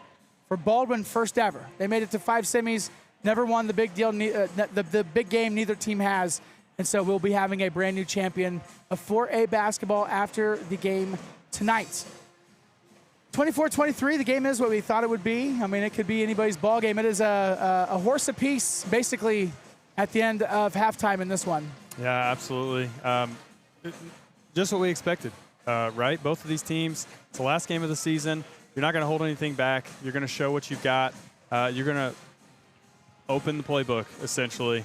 Nobody's going to be worried about taking off a play to save energy. These guys are going to come out, and it's going to be a dogfight for the next 2 quarters.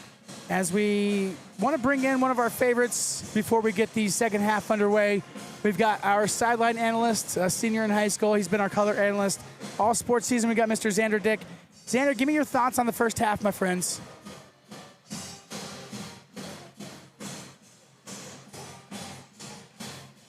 As we're going to be bringing him on, going to be dispatching him, see what we can get talking as far as Xander. But my friend, 3 minutes here left in the first half, and we're going to try to get Xander pulled up on this one. As we got Xander, we'll just bring him up here courtside. Hello. All right, check 1, 2. Error, mic check, mic check. How we doing? Xander Dick, my friend, give us your thoughts. Give us your first half reaction. So far, it's been an emotional roller coaster down there. First quarter, I was like, man, this is exactly what you expect from this Rock Creek team. And then comes second quarter, and then it's kind of, where we stand for what's coming on in the second quarter. And, we built this lead, and they started slowly but surely coming back. And then we got that really crucial 3, which we really needed for momentum. And then going into halftime, obviously down by 3. But Rock Creek has been in this position before. And versus Pratt, it was not easy. They had to come into the building that was really loud. And this is pretty much close to Pratt, really high-energy stadium. In fact, Rock Creek was down by 7 at one point at Pratt, and they came back to win. So this Rock Creek team has still a lot more to prove, and I expect a lot more from them coming. Absolutely, and that's where the depth of this bench is going to pay dividends. Everybody on this squad is hungry, wants to see this championship. I fully believe that they're going to pull this one out, and I know you do too. Yeah, I really hope they do pull this one off. Only down by 1 with a lot of time left. You hope or you know? I know they're coming back. Attaboy. 24-23, halftime. Mr. Xander Dick, we cannot wait to talk to you after the game, my friends. Enjoy yourself down at the student section. Yeah, the momentum, you really did kind of start to feel it, but that's basketball, though, We had the momentum early in the first quarter. They were breathing hard. We started breathing hard in the second quarter, but again, a horse apiece where it's anybody's ball game here in the second half of the 4A state championship. Yeah, and this is what state championship basketball is all about. Blowouts are fun for the team that's on the good end, but as a spectator, who doesn't love a 1-point game at halftime? This is going to be an absolutely excellent game to watch boil down. As we do want to give a big shout out to our halftime sponsor. Thank you goes out to Faith Furniture and the Faith family. At Faith Furniture, it's more about furniture. It's more than just furniture. It's about helping families build spaces where memories are made, from comfortable living room sets and bedroom furniture to pieces that bring warmth and style to every room in your house. Faith Furniture is committed to quality service and helping customers find the right fit for your space. Thank you to Faith Furniture and the Faith family for what you guys do for Rock Creek and USD 323. Rock Creek Mustangs Athletics. Find more at faithfurniturecompany.com. Rock Creek will have the basketball first going here into the second half, as we got 15 ticks left on the arena clock. Everybody on their feet to start the final 16 minutes of high school basketball for the year of our Lord 2025 and 2026. It's the number 1 seed Rock Creek Mustangs 23. Baldwin, the number 6 seed, the early preseason number 1, 24. And we're officially underway. Peter Martini being guarded well, throws it over to Klingenberg. Out to Tonzer, Tonzer over to Porter Gill. Gill from the wing, down low to Klingenberg. Klingenberg putting it up, being very athletic, putting that one up. They're gonna say he traveled on his way to the baskets. That's gonna be the 3rd travel on the game. Logan Klingenberg, no doubt in his head after that one. Boos from the Rock Creek Nation not liking the call on that as we see a baseball pass deep to Colton Collum. Thankfully, this Rock Creek team can fill in quickly, but Collum's still going to turn around, put that up, and he's going to score. Good heads-up play there by Baldwin. Obviously, they saw something on film at halftime and took advantage of it early. 26-23, Ethan Tonzer spin move through the paint, strong off the glass, and in for Rock Creek. Ethan Tonzer, he's got 11 on the ball game. Schoenberg, strong to the basket to the other side. Straight attacking Klingenberg. Klingenberg again with 3 fouls, playing a little bit more timid than he would have otherwise. As Peter Martini directing traffic on Rock Creek's ends, gets to the elbow, throws it out to Porter Gill. Gill, nice little triple threat. He's going to take that to the basket and one. It's a great, strong take by Porter Gill there.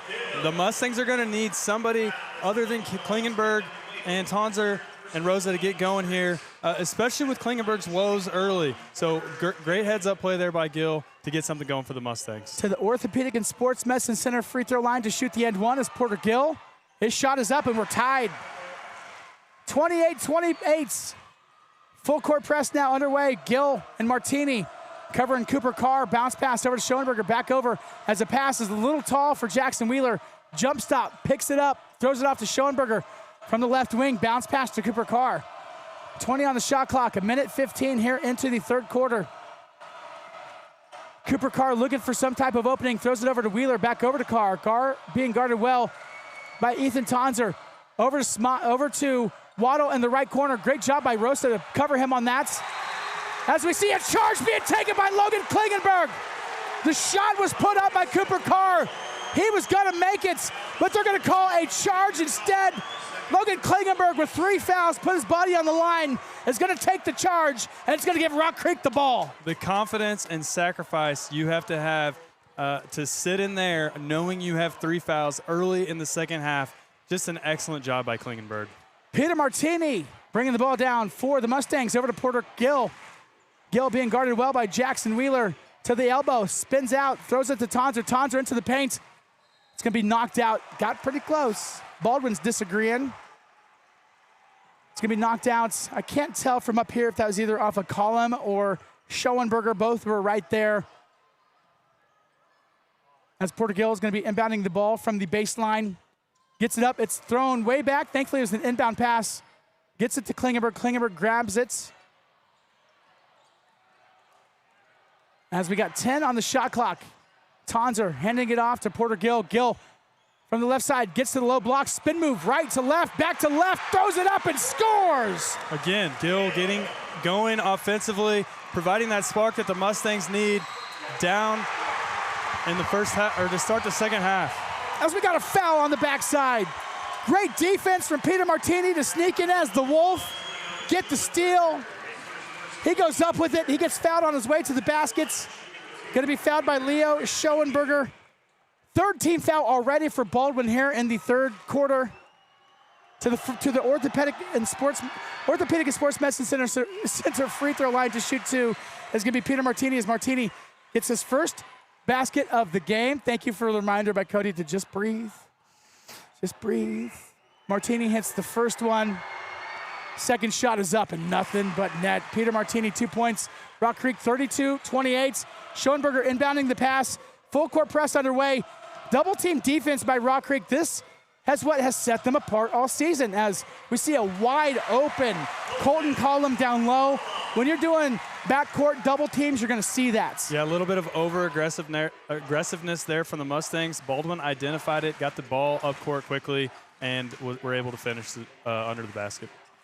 Tonzer to Martini, over to Logan Klingenberg. Klingenberg's going to go up. He's going to get fouled on his way to the baskets. Again, I love watching Klingenberg play basketball. He just really sells every bit of it. He's a pure ball player. As we see the foul now on Devin Waddle, that's his third personal foul. Fourth team foul with 5:23 left here in the third. And to the OSMC free throw line is going to be Logan Klingenberg. Klingenberg's first free throw is up, and believe it or not, that is his first point of the game. That is a crazy stat. Obviously spent some significant time on the bench, but you got to expect a guy like Klingenberg to contribute as much as possible. Second shot is up, and good. 2 for 2. Klingenberg on that trip to the line is that full court press under. Once again, ball going to be inbounded to Frost, back over to Carr, back down to Frost from the right wing. Throws it out to Cooper Carr, who throws it to Schoenberger, threatens the three, throws it down low to Collum instead. Collum double team, throws it out to Frost. 20 on the shot clock. Frost gonna find Smazel. Back over to Cooper Carr. Carr gonna drive the baseline, being guarded well by Porter Gill. Back out to Smazel, down low, up to Carr. Carr's gonna miss his shot, rebounded Ethan Tonzer. A great strong rebound by Tonzer there. As we're gonna see, almost losing the ball. Backside to Klingenberg. Klingenberg's gonna put that one up. They're gonna say a foul. Rock Creek Nation wanted to foul on that. Martini almost got a three. Over to Tonzer, over to Gavin Rosa to the corner, and Porter Gill. Gill's gonna put up the three. Soft at the left side of the iron into the hands of Cooper Carr. Almost halfway here through the third quarter. What a ball game, my friend. What an honor to call this game. This is one of those games that if I was a neutral observer, this would be having me on the edge of my seat. We might have a dog in this fight. We might have a horse, actually, in this fight against a dog. But this has been a great game so far as we see a foul being called on Porter Gill. It's going to be the first team foul on the Mustangs here in the third quarter, as Schoenberger's going to be inbounding the ball from the baseline. Yeah, and it's been so much fun to watch. Both of these teams not leaving anything on the floor. High intensity, both sides, offensive, defensively, and I just can't wait to see how it plays out. As I think they're talking perhaps to somebody in the student section. Can't tell what's going on down there. The official had a conversation with an official from Baldwin. Schoenberger inbounds to Carr, back to Schoenberger. Schoenberger strong up, not getting it to go. Rebound. Look at that hustle and that fight by Klingenberg to get that ball. As they're going to call a double dribble on Gavin Rosa. Rock Creek Nation directly behind the Rock Creek bench. That was pretty much in front of head coach Justin Smith, asking, what in the heck are you talking about with that? Rock Creek behind them, not happy about that. As we see Schoenberger throwing the ball in from the sideline next to the scorer's table. He's going to bring the ball up himself. His left hand call a play. Over to Cooper Carr. Officially halfway here through the third quarter. Back over to Carr. Over to Smazel. Bounce pass from Frost. Down low to Collum, back out to Smazel. As they're going to call a foul on Ethan Tonzer. His second personal foul. Second team foul for Rock Creek. Not really sure where the foul was on that. Yeah, Rock Creek doing a good job defending the paint. You really like to see the refs let them play both ends of the floor in the state championship game. As we're going to see another, same official, another foul, not, all right. So that one's going to be on Jackson Pendle. His first personal. That is officially the third team foul now for Rock Creek. So they went from 0 to 3 in a hurry. Collum over to Frost, back down to Collum. Bounce pass, being quadruple teamed by Schoenberger, who still puts it up and scores. A good strong finish by Schoenberger. Once again, you're going to expect him to contribute this game. It's just a matter of how much. On the other end, Hudson Edelman puts up a three from the corner and gets that one to go. Edelman in the second half yesterday had huge three-pointers, and that one felt just like the semifinal game against Hutchinson. Yeah, we're getting big production here in the second half from Gill and Edelman, just like we saw last night, which could be a key to a Mustang victory. Thank you to Faith Furniture for the three-point sponsorship. This tournament's another athletic move inside to Leo Schoenberger. He's got 6 in the third quarter. Overall on the game, he's got 15. I mean, he had 29 last night. He's had a heck of a tournament as Edelman almost wanted to shoot from the NJCAA paints on the court in front of the Rock Creek bench. Instead, they're going to call a foul on Creighton Frost on the Bulldogs. And so that puts Rock Creek officially into the double bonus for the remainder of the third quarter. And so to the Orthopedic and Sports Medicine Center free throw line to shoot 2 is going to be Peter Martini. Martini's first shot is up. 3 for 3 here in the third quarter. 3 points as we see substitutions now, including a couple of the bigs going to the bench for Baldwin.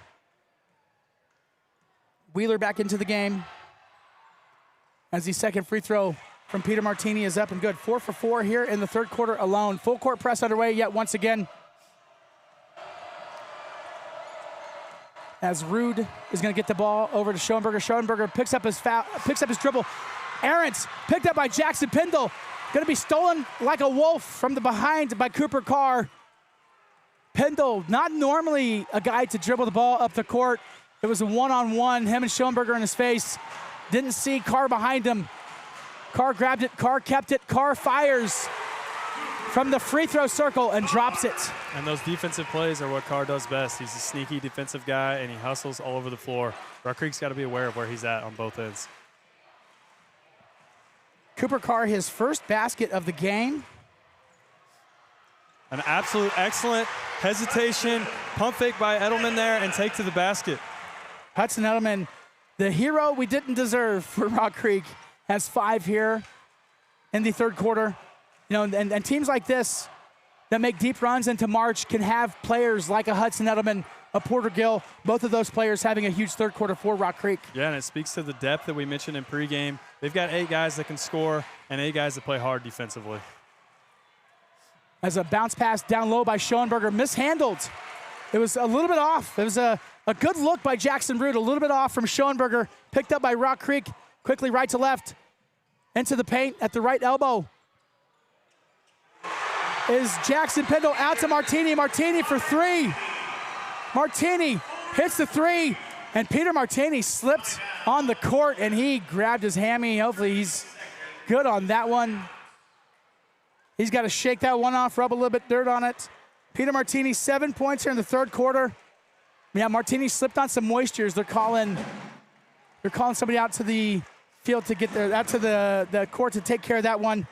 As we want to break out our Bandit Brain Teaser of the game. So this is a great question. I really enjoy this one. So the Bandit Brain Teaser, as always, brought to you by Shortstop. No matter where you're going or how long it takes you to get there, you'll always have time for a shortstop. So Baldwin City, Kansas is the home of Baker University. Baker University has a famous alumnus by the name of Andrew Schernick. He founded what popular Chinese-American fast casual chain?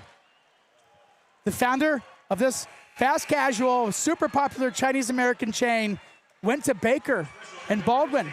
Who'd have thunk? We'll give you the answer to that question coming up here in just a little bit. Thank you to Shortstop for being the Bandit Brain Teaser of the game, host and sponsor.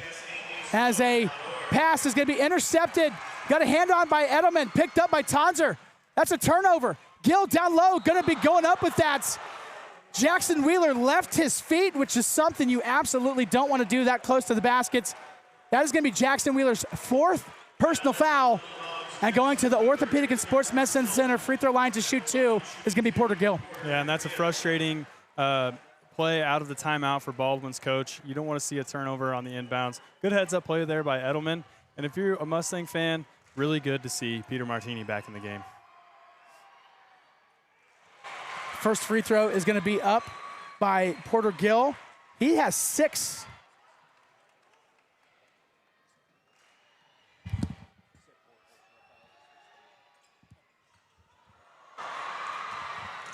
As that is going to be missed on the second free throw by Edelman. And correction, they say that that's Jackson Wheeler's 3rd official. I had 4 down. My apologies to our Baldwin friends on that one. As Baldwin now with under 1 minute 15 on the shot clock has the ball. See a 3-pointer from Cooper Carr from deep over Porter Gill. Gets that one to drop. He's got 5 all here in the third quarter. So Cooper Carr with a huge three-point shots. 45-39, Rock Creek. And a big defensive deflection there. Rock Creek had Porter Gill wide open in the corner, and Cooper Carr doing what he does best, once again, making a hustle play to prevent the open shot. There's about a 10-second differential between the shot clock and the game clock. Martini throws it over to Porter Gill in the left wing, then sets a screen, throws it up top to Ethan Tonser, over to Gavin Rosa. Rosa strong, out to Martini, over to Edelman from the left wing. Three-point shot is up, and he buries it!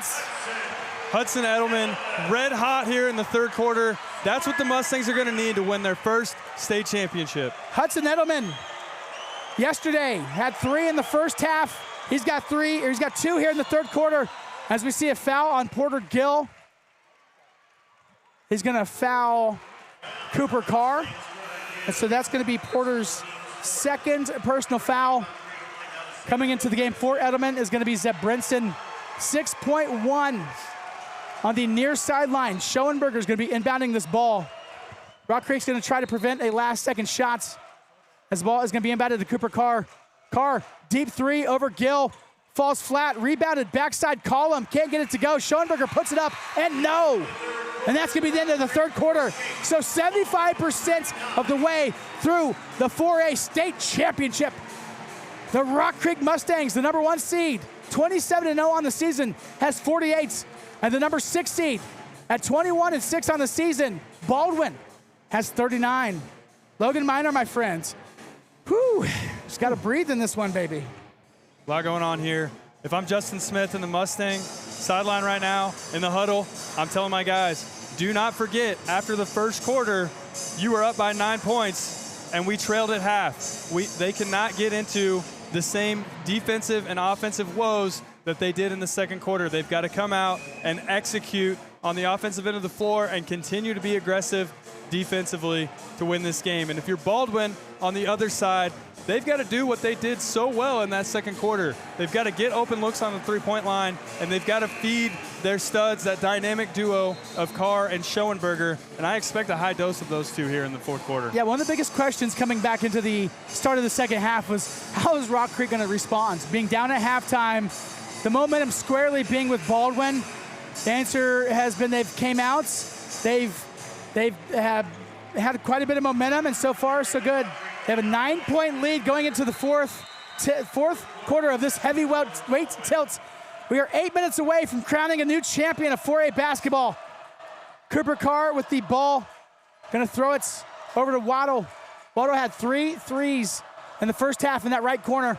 As Carr now is gonna get a little bit low on the blocks. Rock Creek wants to travel. Instead, Jackson Wheeler is gonna put that one up and score. That's a good start for the Baldwin Bulldogs, getting into the paint, just like I talked about in between quarters. Peter Martini had a huge third quarter, hands the ball off to Gavin Rosa. That one's gonna be stolen. That's gonna be stolen by Schoenberger. Schoenberger gonna take that to the other end, put that one up and softly lay it in. You could have called a double dribble on that one. They called the same exact the other way on Gavin Rosa a bit ago. Instead, Schoenberger is gonna put that up and score. He's got 8 in the second half. As Klingenberg to the basket, there's going to be away from the ball foul on Baldwin. A good strong drive there by Klingenberg to draw the foul. Look to see him get going a little bit more now that he is no longer in foul trouble. Now Jackson Wheeler officially has 4. Inbounded ball into the paint to Klingenberg. As that is going to be a foul on Jackson Wheeler. Jackson Wheeler is going to foul out. That should be 5. That is his 5th personal foul, so Jackson Wheeler is out of this ball game. Having a double-double last night, the 6-foot-tall sophomore is going to be fouling out of this game. Not even a minute into the fourth quarter, as they are talking now. Head coach Don Blanchett's talking to the official, as Wheeler is going to be getting a standing ovation on his way to the bench. Creighton Frost is going to be making his way into the ball game now, so that's a huge out for Rock Creek. Tonser getting the inbound from Porter Gill. Gill strong to the basket, puts it up and scores. That's a big loss for the Baldwin Bulldogs. Not something they want to see, especially after starting the quarter with a 4-point run. He had a double-double last night, so Jackson Wheeler, the sixth man off the bench for this Baldwin team. That is a huge loss for the Bulldogs. Frost bounce pass down low to Collum, back out to Frost. Frost to the middle of the paint to a streaking Devin Waddle. Waddle with his left hand puts that up, a nice little floater, and gets that one to drop. It's great movement there by the Bulldogs, finding the open man in the center of the lane and executing the shot. Cooper Carr with another foul called right here on Gavin Rosa. That is going to be the third personal foul now for Cooper Carr. Carr has 3, Frost has 2, Waddle has 3, Smazel has 2.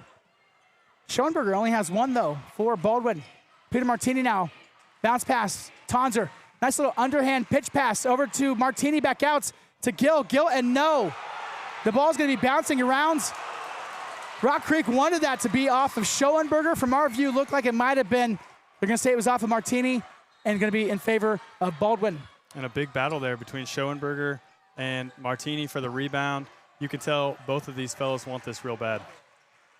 50-45. Rock Creek has a double team now. Right at almost the half-court line, flustered. Rock Creek, as you see, a huge 3 from Frost in the left corner. His first basket of the night.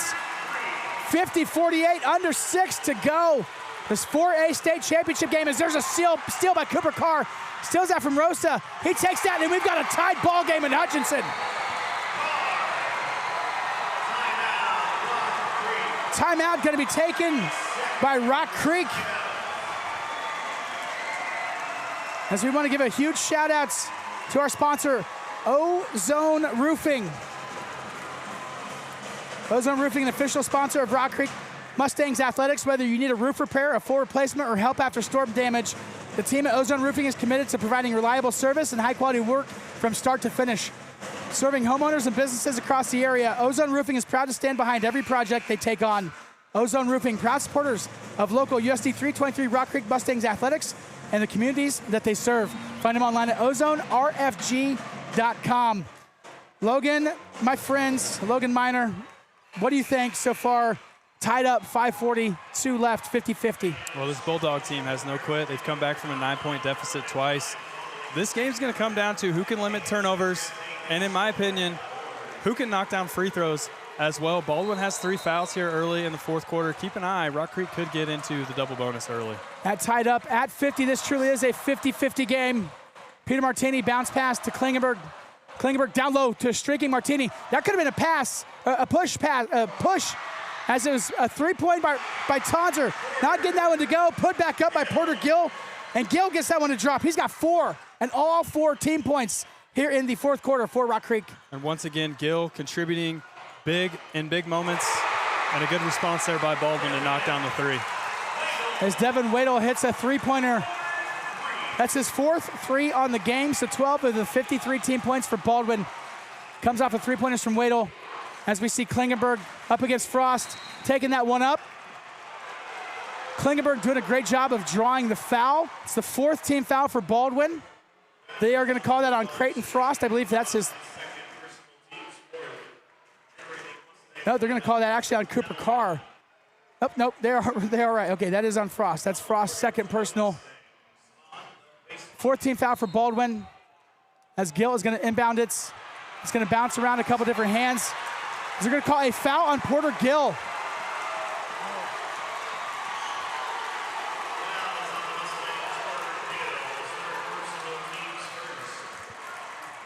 Three on Porter Gill, 1 on Rock Creek here in the fourth quarter.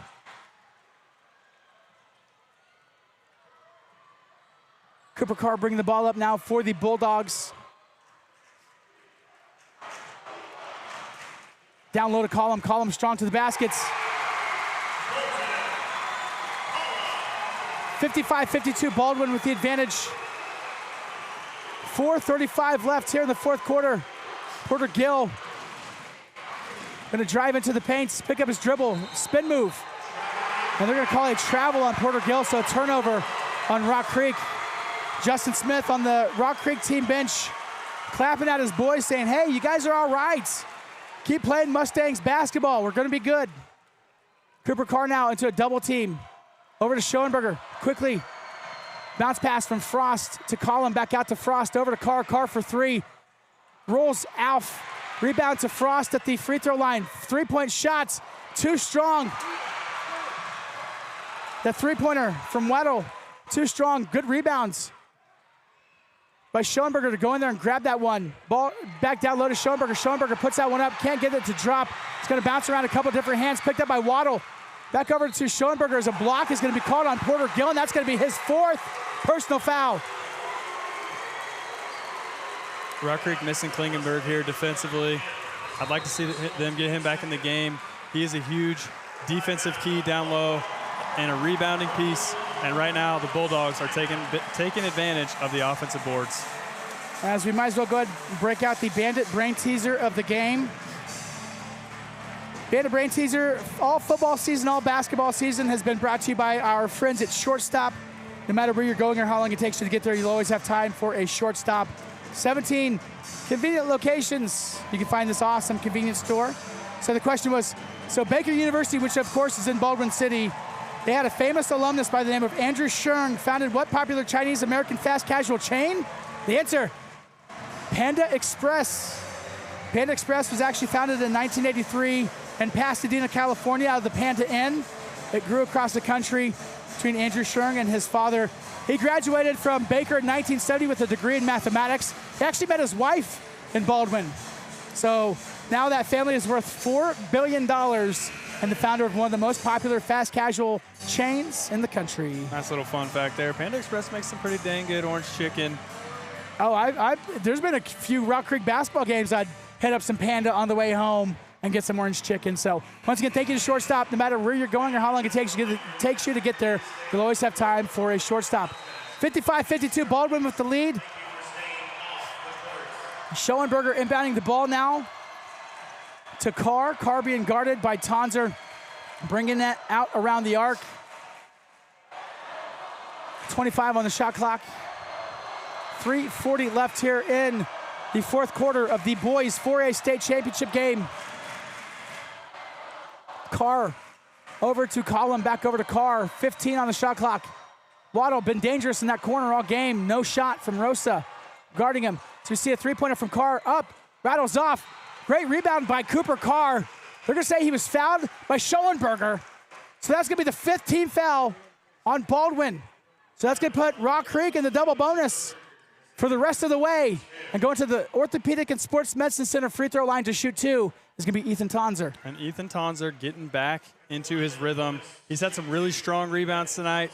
He was strong there. Obviously, in the timeout, a focus was, hey, we've got a rebound, guys. They went out, executed, and drew some free throws. Ethan Tonzer hits the first free throw. That's his 3rd point here in the second half. 6 for 7 on free throws.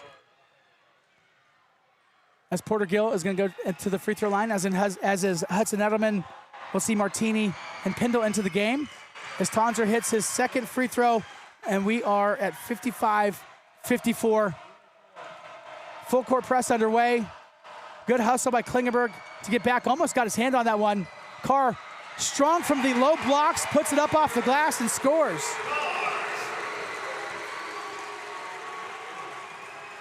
Three minutes here in the 4th quarter. Tonzer with the ball on the elbow, driving the lane out to Klingenberg. Klingenberg down low to Martini, running the baseline. Back out to Tonzer. Tonzer handing the ball off to Rosa. Rosa's gonna dribble that off his foot. Thankfully, the backside official that wasn't seeing that saw it and said it was off of Baldwin, although I think that might have been off of Rosa's foot. I agree, and I like the aggressiveness, but the defense was there. Rosa's got to be careful. Mustangs seem a little jittery right now. I'd like to see them control their composure and get back to the offense that we know and love them for. Inbounded from Klingenberg to Martini. Martini back over to Klingenberg. Klingenberg, no field goals in this game.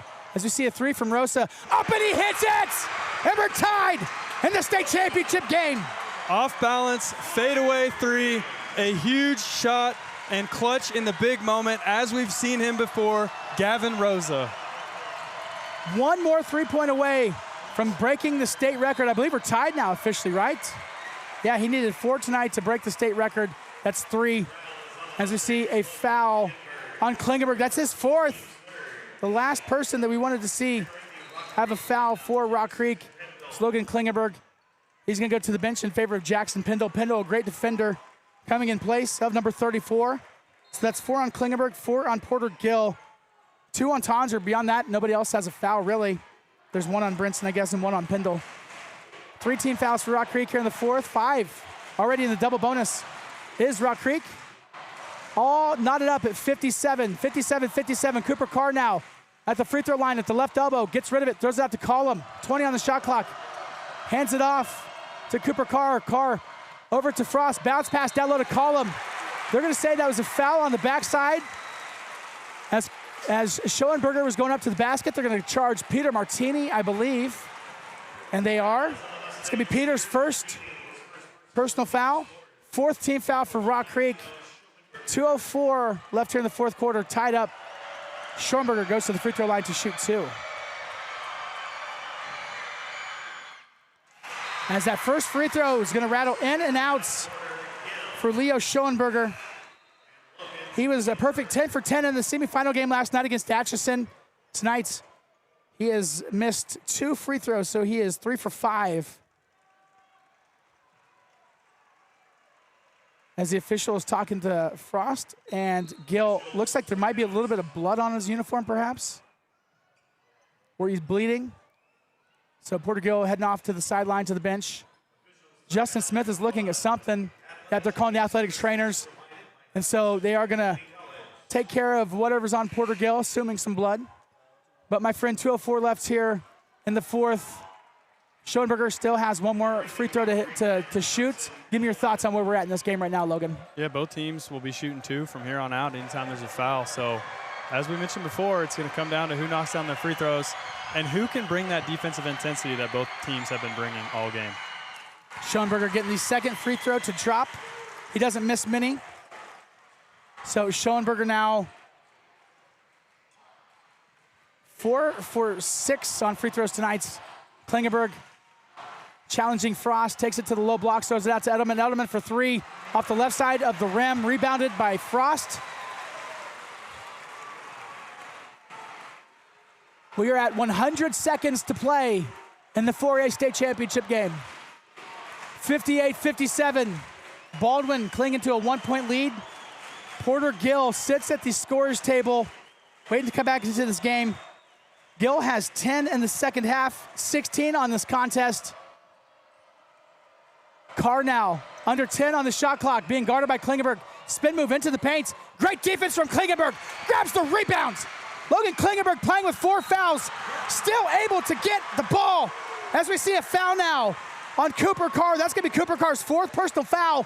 Rock Creek, being in the double bonus, is going to send Logan Klingenberg to the free throw line to shoot 2. Yeah, excellent defense there from Klingenberg.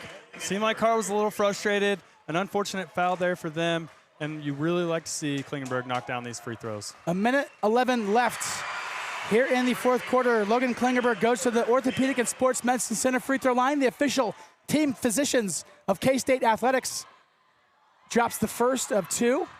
3 for 3 here in the second half. Klingenberg can't get that to go. Rebounded Schoenberger. Tied up, knotted up, a horse apiece. 58-58 as we are approaching 1 minute to play in regulation in the 4A state championship. The number 1 seeded Rock Creek Mustangs, number 6 seeded Baldwin Bulldogs. Schoenberger out to Frost. Frost being guarded by Rosa. Throws it off to Carr. 10 on the shot clock. Carr, crossover dribble to his left, pulls it up, throws it out. 3-point attempt by Devin Waddle. He gets out to fall. 35 seconds left. As Justin Smith saying, play it on. 3-pointer, Klingenberg, no. That's going to be picked up, rebounded by Collum as they got a foul now. They're going to foul. Smith is saying, hey, I came in to get the foul on that. I think Coach Smith's upset because there looked like to be a little bit of a moving screen. Either way, good defensive possession there for the Baldwin Bulldogs.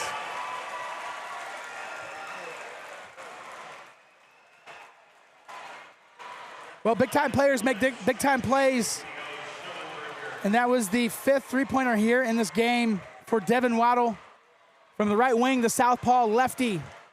chucking up a three from the right wing, getting it to go.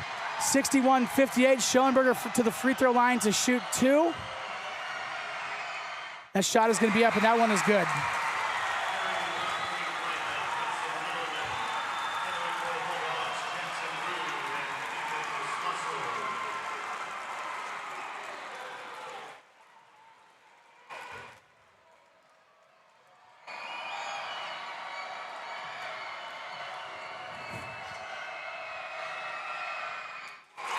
Schoenberger gets both of them to drop.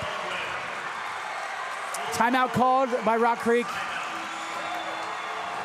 As we'll go ahead and give some love to our fourth quarter sponsor, Fox Home Innovations. We know your home is where life happens. That's why we handle everything from home services and remodels to custom additions and even new home builds. Whether you're updating a kitchen, transforming a bathroom, or creating more space for your family, our design build team guides you every step of the way. We focus on clear communications, detailed planning, and a client experience where you feel confident and well supported throughout the entire project. Fox Home Innovations, quality craftsmanship, exceptional service, and homes built around you. FoxHomeInnovations.com. Logan Miner, Tyler Jackson, 25.1, 63-58. Rock Creek down 5 with the ball. Yeah, look for Rock Creek to draw something up here. I'm assuming Gavin Rosa, but if you're Baldwin, you're going to do everything you can to prevent him from getting the ball. Wouldn't be surprised to see something surprisingly go to Edelman's way, who's been absolutely on fire from the three-point arc this game. Edelman's had a great game. He's had 2 3-pointers. It's been 2 3-pointers from Porter Gill. Martini had 1. We've had 3 3-pointers from Gavin Rosa. Rosa 1 3-pointer away from setting the state's record for most 3-pointers in a season. Martini now quickly for Rock Creek. Edelman down low, spin move from the low blocks in the paint, puts it up, can't get it to go, rebounded to Baldwin. Looks like they're gonna call Gill on this one, perhaps.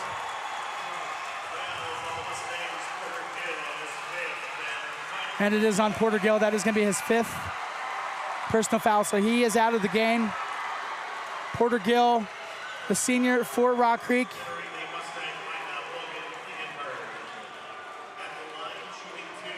For the 6-foot junior, my apologies, fouls out of this contest. To the free throw line is Cooper Carr to shoot 2. Carr's first free throw is gonna rattle in and out. Ideal for the Mustangs. Hey, there's still time, there's still hope. We didn't think we were gonna be able to come back against Bishop Miege, right? Win that game, worked out all right. Crazier things have happened. That's why we still play it till 0. It's a 12.3. Carr to the free throw line. Nobody down low to defend as Baldwin has a 6-point lead, inbounded to Cooper Martini. Martini is going to just take that straight in. They should have thought it. They had to shot a 3 right there. They had to have a 3.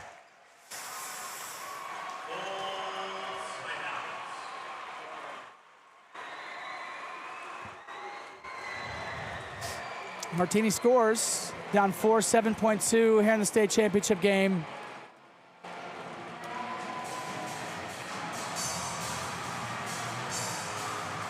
Baldwin feeling pretty good. Logan, I just don't, we are men of many words, and this is one of those moments to where it's just, 27 games up, 27 down, 1 domino left to fall.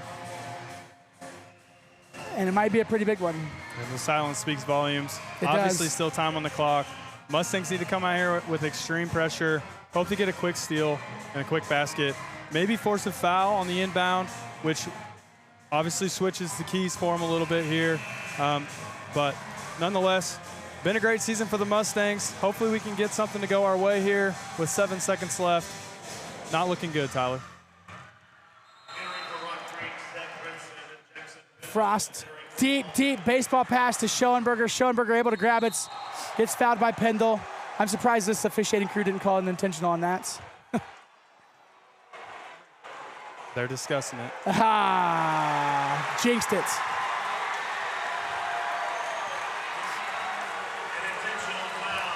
It's gonna do it. Smith is hot about that one. Smith is so hot about that one. Understood.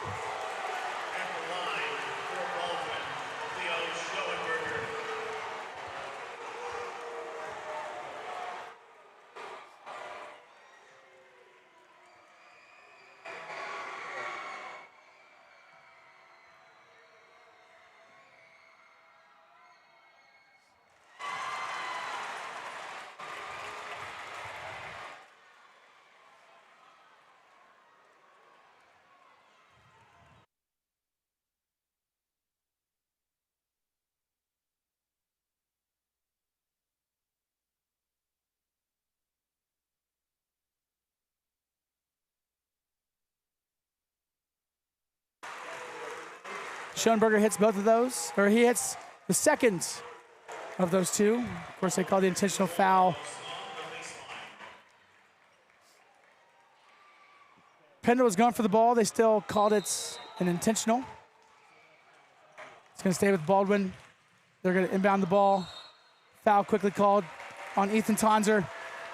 This Rock Creek team full of great seniors. Second straight championship game. Gavin Rosa, 1 3-point away from setting the state record. Peter Martini, the 6'2" senior. He didn't start out initially going out for football, but he came back in after the Wamego game, realized he missed it, had a great football season, great basketball player. Ethan Tonzer, man, he's been my vote for the most outstanding player of this tournament. The 6'3" seniors been playing some great basketball.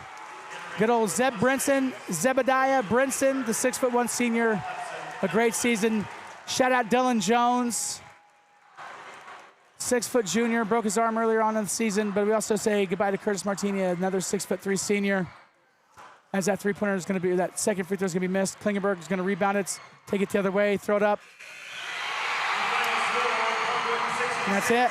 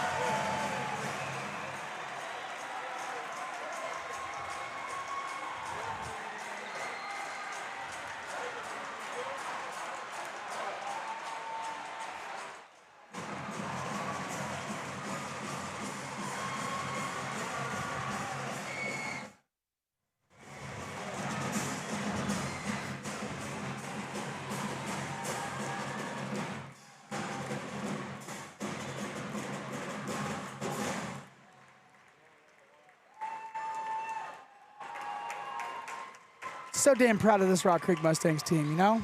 They've had a phenomenal season. Nothing to hang their hats about. Obviously, the title was the goal. These guys have been strong. They've been so much fun to watch all season, and I expect them to bounce back from this. Just great kids in general, great students, great athletes, and a great season. Congratulations to both teams on a great 2025-2026 season. Presenting the medals and the trophy to the second place team, the Mustangs of Rock Creek.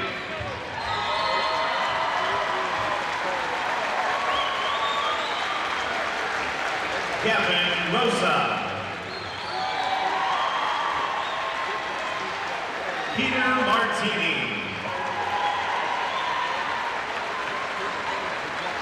Ethan Tonzer.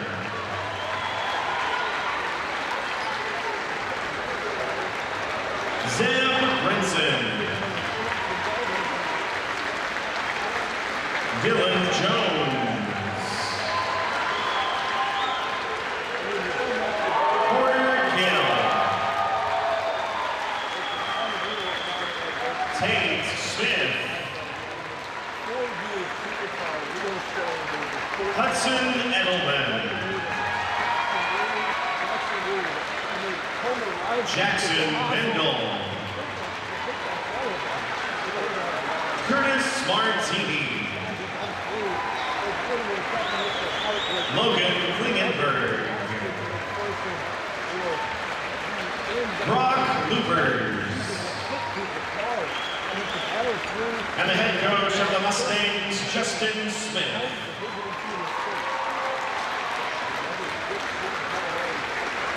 Congratulations to the state runner-up, the 27-1 Rock Creek Mustangs.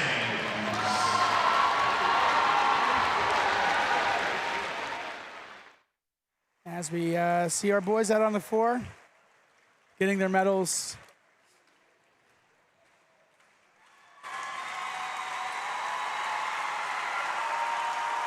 I mean, it has been the honor of a lifetime to be able to call and follow this Rock Creek basketball team all season long.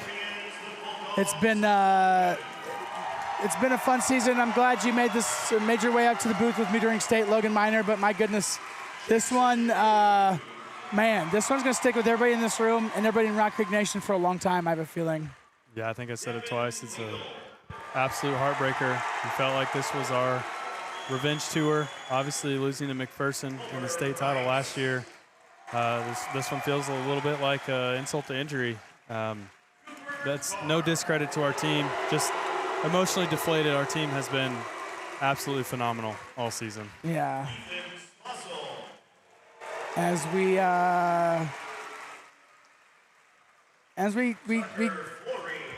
give shout outs, I think it's the senior class.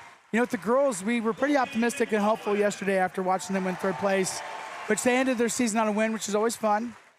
Cody Liming, our executive producer and our director, had pointed it out. He said, if you watch wrestling, any photo, championship photo of wrestling, first place, third place, fifth place, seventh place, I don't know, I can't remember how far the places go.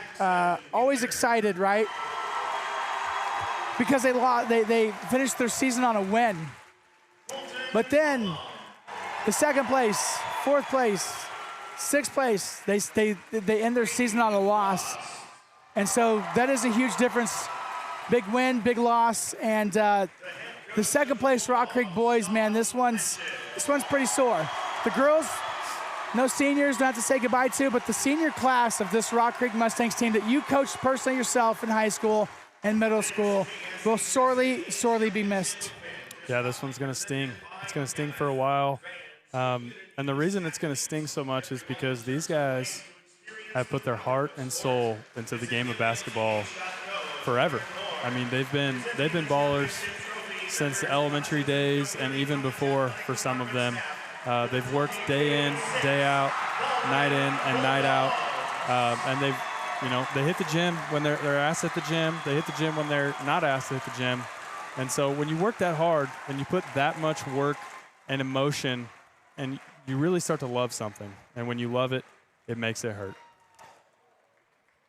Coach Smith in his fourth season with Rock Creek as the head coach has been doing a great job again.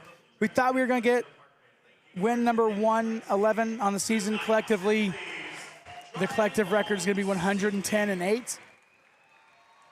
Or is it 9? I think 9. Good looking out. 110-9.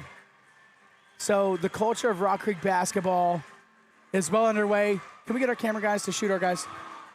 Can we get our camera guys to shoot our guys at the free throw line? Yeah, cut away. Let's go to our guys. As that's what the Rock Creek Mustangs 2025-2026 team is right there. A lot of emotion. This game didn't go where they expected it to go, but that is a brotherhood that will forever be.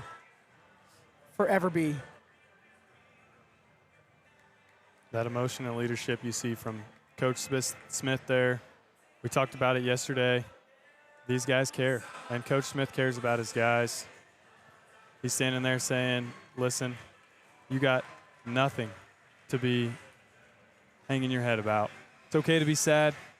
It's okay to be a little bit disappointed in the result, but you should be dang proud of yourselves because this Rock Creek team has set the bar, hopefully to be raised in the future to a state championship, but for every Mustang athlete in the future. Another almost for Rock Creek sports. You know, outside of baseball, still in search of the first team title. Second straight runner-up in basketball. Runner-up last year in baseball. Runner-up last year in volleyball. You know what? Hey, we're going to, just like K-State. Hey, how did K-State indoor track do today? We need to look that up. K-State baseball is doing great. Still in search of the elusive. Baseball is going to be running it back again. They're going to be tough to beat. in Class 4A. So, again, lots to be excited for. Softball is going to be real exciting this year. Rock Creek track is great as well. It's been a fun season, man. Not how you wanted it to end, but life isn't fair at the end of the day. It's not what happens to you, it's how you react to it. There's always a silver lining in everything. I'm a big believer in God. Any rejection's always redirection. I'm not going to get too preachy, but it's true. There's always a silver lining in everything in life that happens to you, always, no matter what. Even if you can't see it in the moments. You can only connect the dots looking backwards. You can never connect dots looking forward, but these boys are all going to turn around and connect the dots as they look backwards and realize that these were some of the best days of their life. And in weird ways, it's going to work out for Rock Creek. Again, the culture has been set. The programs have been set. The kids coming up have been set. Just think of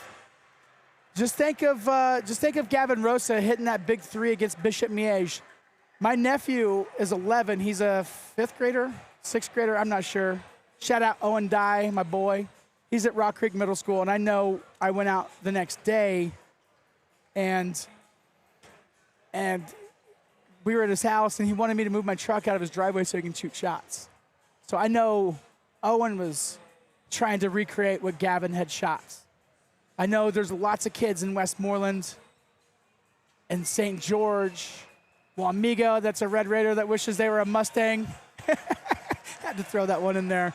I know that there are some kids out there on the court that were shooting like Gavin Rosa was because of what they saw. They wanted to have the head fake that officially, apparently the officials weren't briefed on tonight, the way Logan Klingerberg plays basketball. But I'm sure there's some little kid out there that sees his head fake the way he pumps the ball up. It's just his own unique style that is going to be mimicking that. The way that Peter Martini is so good on defense, the way Ethan Tonser is so dang good on defense. Jackson Pendle, not the best natural basketball player in the world, but makes up for it in hustle and grit and determination. Think of all the generations. Think of the generation of kids, the little kids that have been watching this team, that's going to be looking up to this team. And when Rock Creek breaks through, and they will, Coach Smith, mark my words, will get a championship as a coach at Rock Creek High School.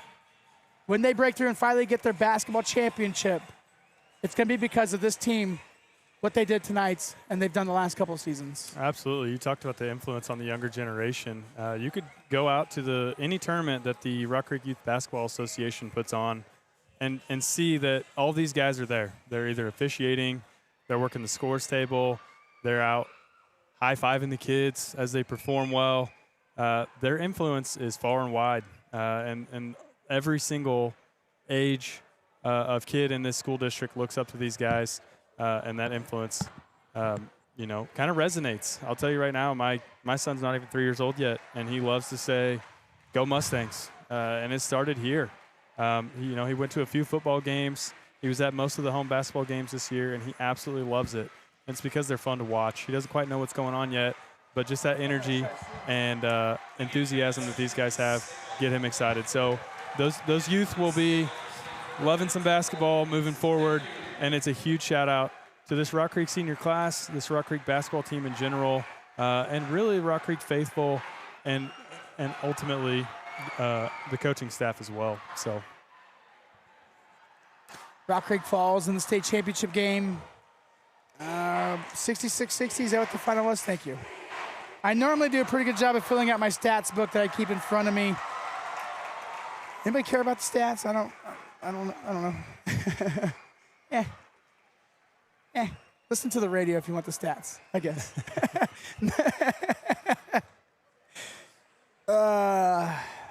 Man, that one stings though, huh? it does sting. I had it planned out. I was like, yeah.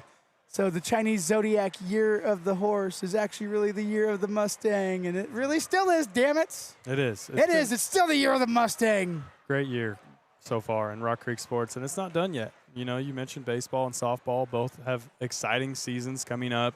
Rock Creek with a new head track coach, Coach Darwin Sweetman. Good things. The track team looking up with a little bit of youth at coach there. I'm excited to see what he does with the track and field program. So spring sports have some high expectations, and that'll just kind of carry on from the fall and winter sports for the Mustangs. I mean, they've only been in school since 1991, right? I mean, look at Baldwin. They've been in school for a lot longer than 1991, I promise you that. And that was the first time they ever even made it to a state championship game, which, by the way, all right, I'm over. Got to shout out Baldwin. Schoenberger's the best player we watched that didn't wear black and white all season. Dude was a boy. The dude was a dog down low. Well, we talked about the duo of Carr and Schoenberger before the game, and they very much kept Baldwin in the game, and they were the energy behind, the catalysts behind the two 9-point comebacks. Unfortunately, that duo a little too strong for the Mustangs in the fourth quarter. But, yeah, hats off to Baldwin. They played an excellent basketball game. Schoenberger had a great game. Dude, Devin, Waddle, Waddell. It's not Waddell, because Waddell would be 2 Ds and 2 Ls. Yeah. I know a couple of Waddells. Well, the Waddell PA and Reed, guy, I think, some CPA firm. I heard at the end of the game the PA guy saying Waddle. Okay. Wish I had heard it a little sooner. I could have given you some assistance there, but that no help from the color commentary guy tonight on the pronunciation of Waddle's name. Well, we did our best. He had 5 threes in the game. 8 points in the fourth quarter. Creighton Frost had a huge 3, number 34 down in the corner. That one was tough. Leo Schoenberger. I would like to see that kid play Division I basketball somewhere. He'd be pretty awesome. I hope he plays basketball somewhere. He was great. He had 11 points in the second half. He had 8 in the first, so he had 19 tonight. He had 29 last night. Kid done went off. Yeah. He was good. He was real good. Yeah, so a lot of people excited in Douglas County tonight. You know, KU didn't do well in the Big 12 tournament, so we didn't make it. We're out of basketball. K-State's out of basketball this year, so we didn't really have to have too many emotions. This is where our emotions belong, was with Rock Creek. But a lot of people happy in Douglas County tonight as Baldwin Bulldogs, the 6th seed. They were the preseason #1 favorites. Had some troubles early season. Had a midseason skid, kind of gave them 6 losses, but hey, big-time winners get big-time wins, and that was their 10th straight win to close out the season with the Big 12 or with the 4A state championship. Yeah, they finished the season strong. They knocked off some pretty big names here in the state tournament and the sub-state tournament. So we knew it was going to be a heavyweight bout. Unfortunately for the Mustangs, didn't fall their way. Bit of a heartbreaker, and it's going to be felt for a while in Flush, Kansas, and surrounding area. But you just really have to tip your hats to these Mustang boys and this basketball team. They set a lot of records this season.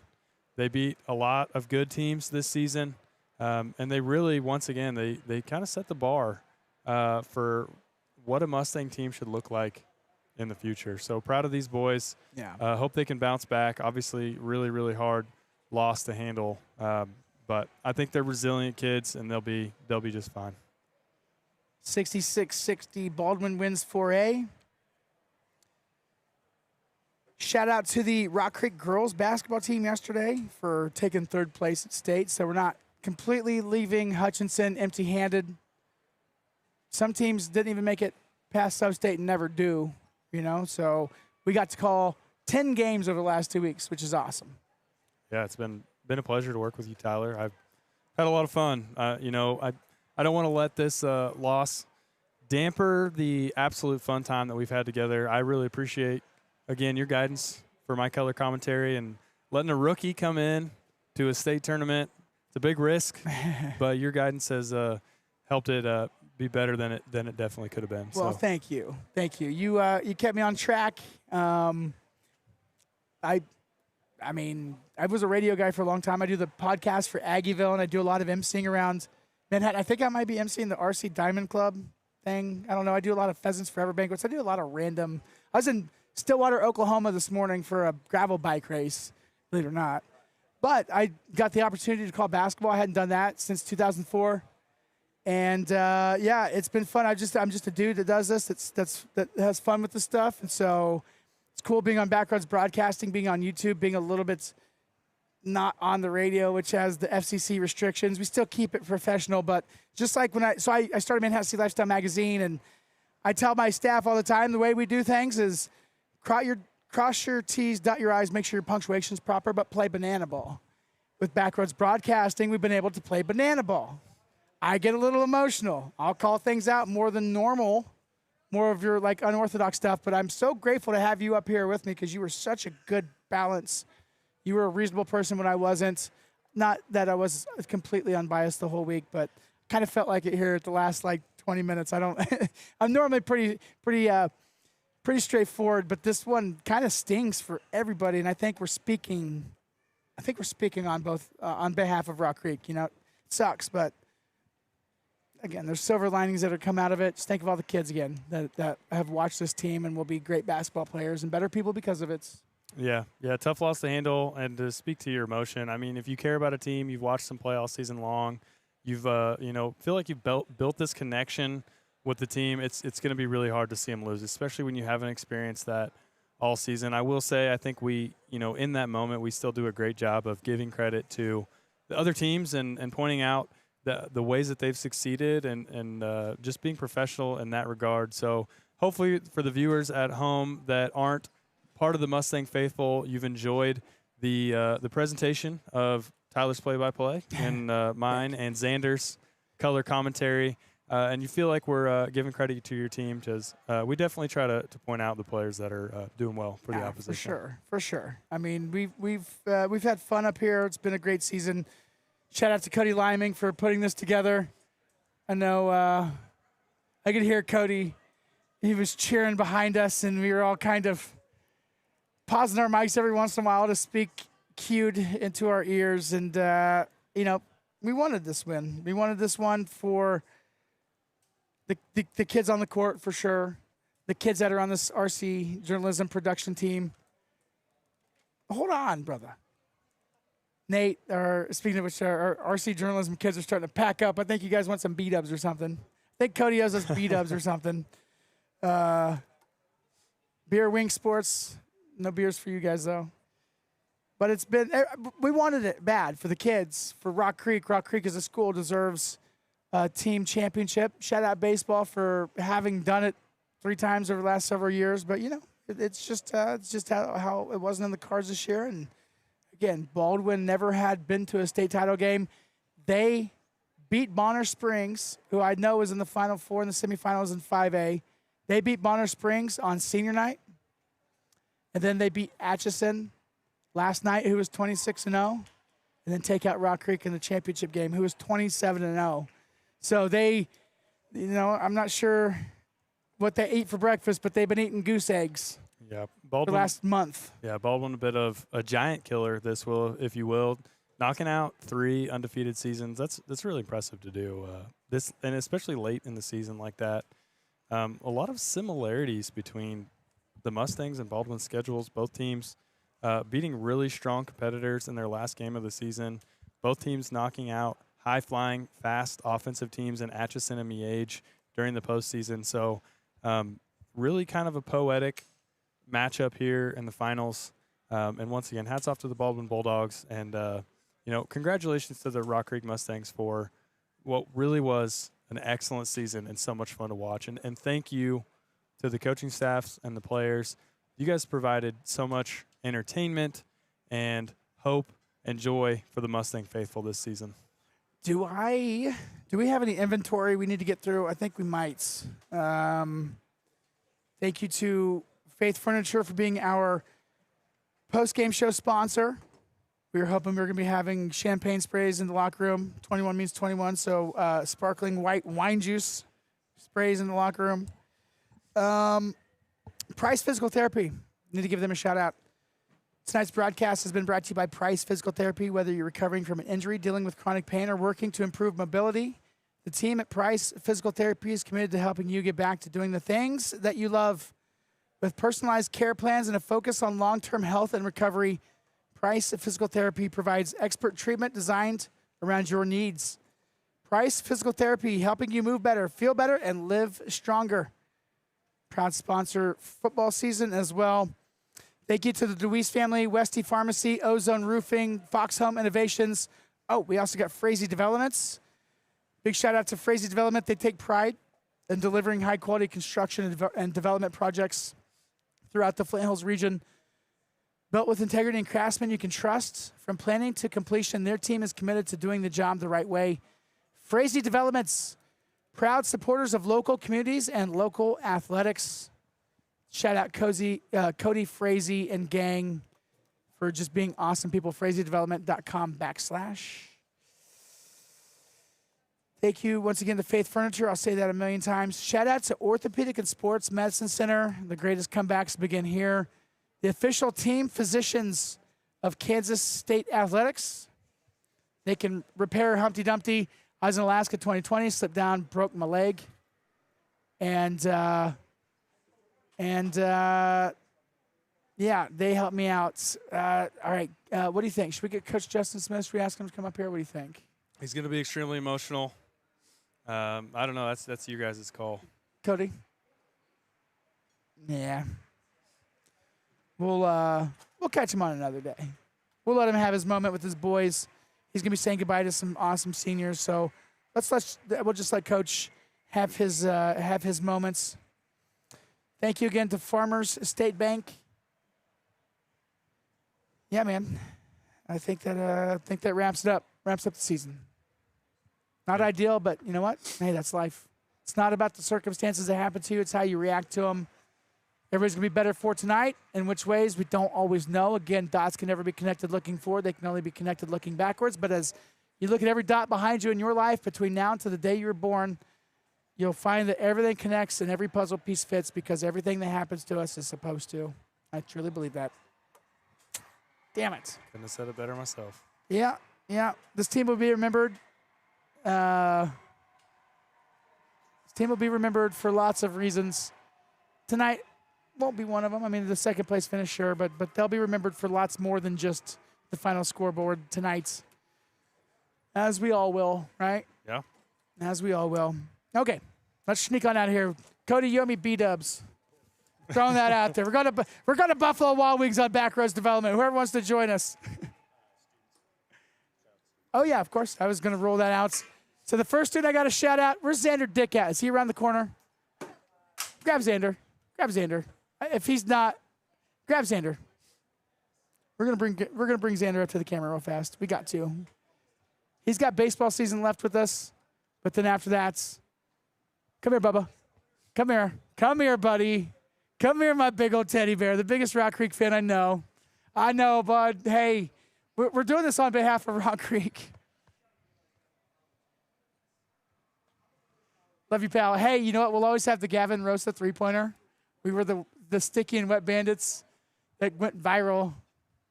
But, hey, thank you for all that you did for Rock Creek, my friend. I know you wanted it bad. And sorry to bring it in front of our friends, but I just wanted to give you love and praise and tell you thank you for what you did with Rock Creek basketball this year. You were the heart and soul on behalf of the student body for this broadcast. So thank you for everything that you did, buddy.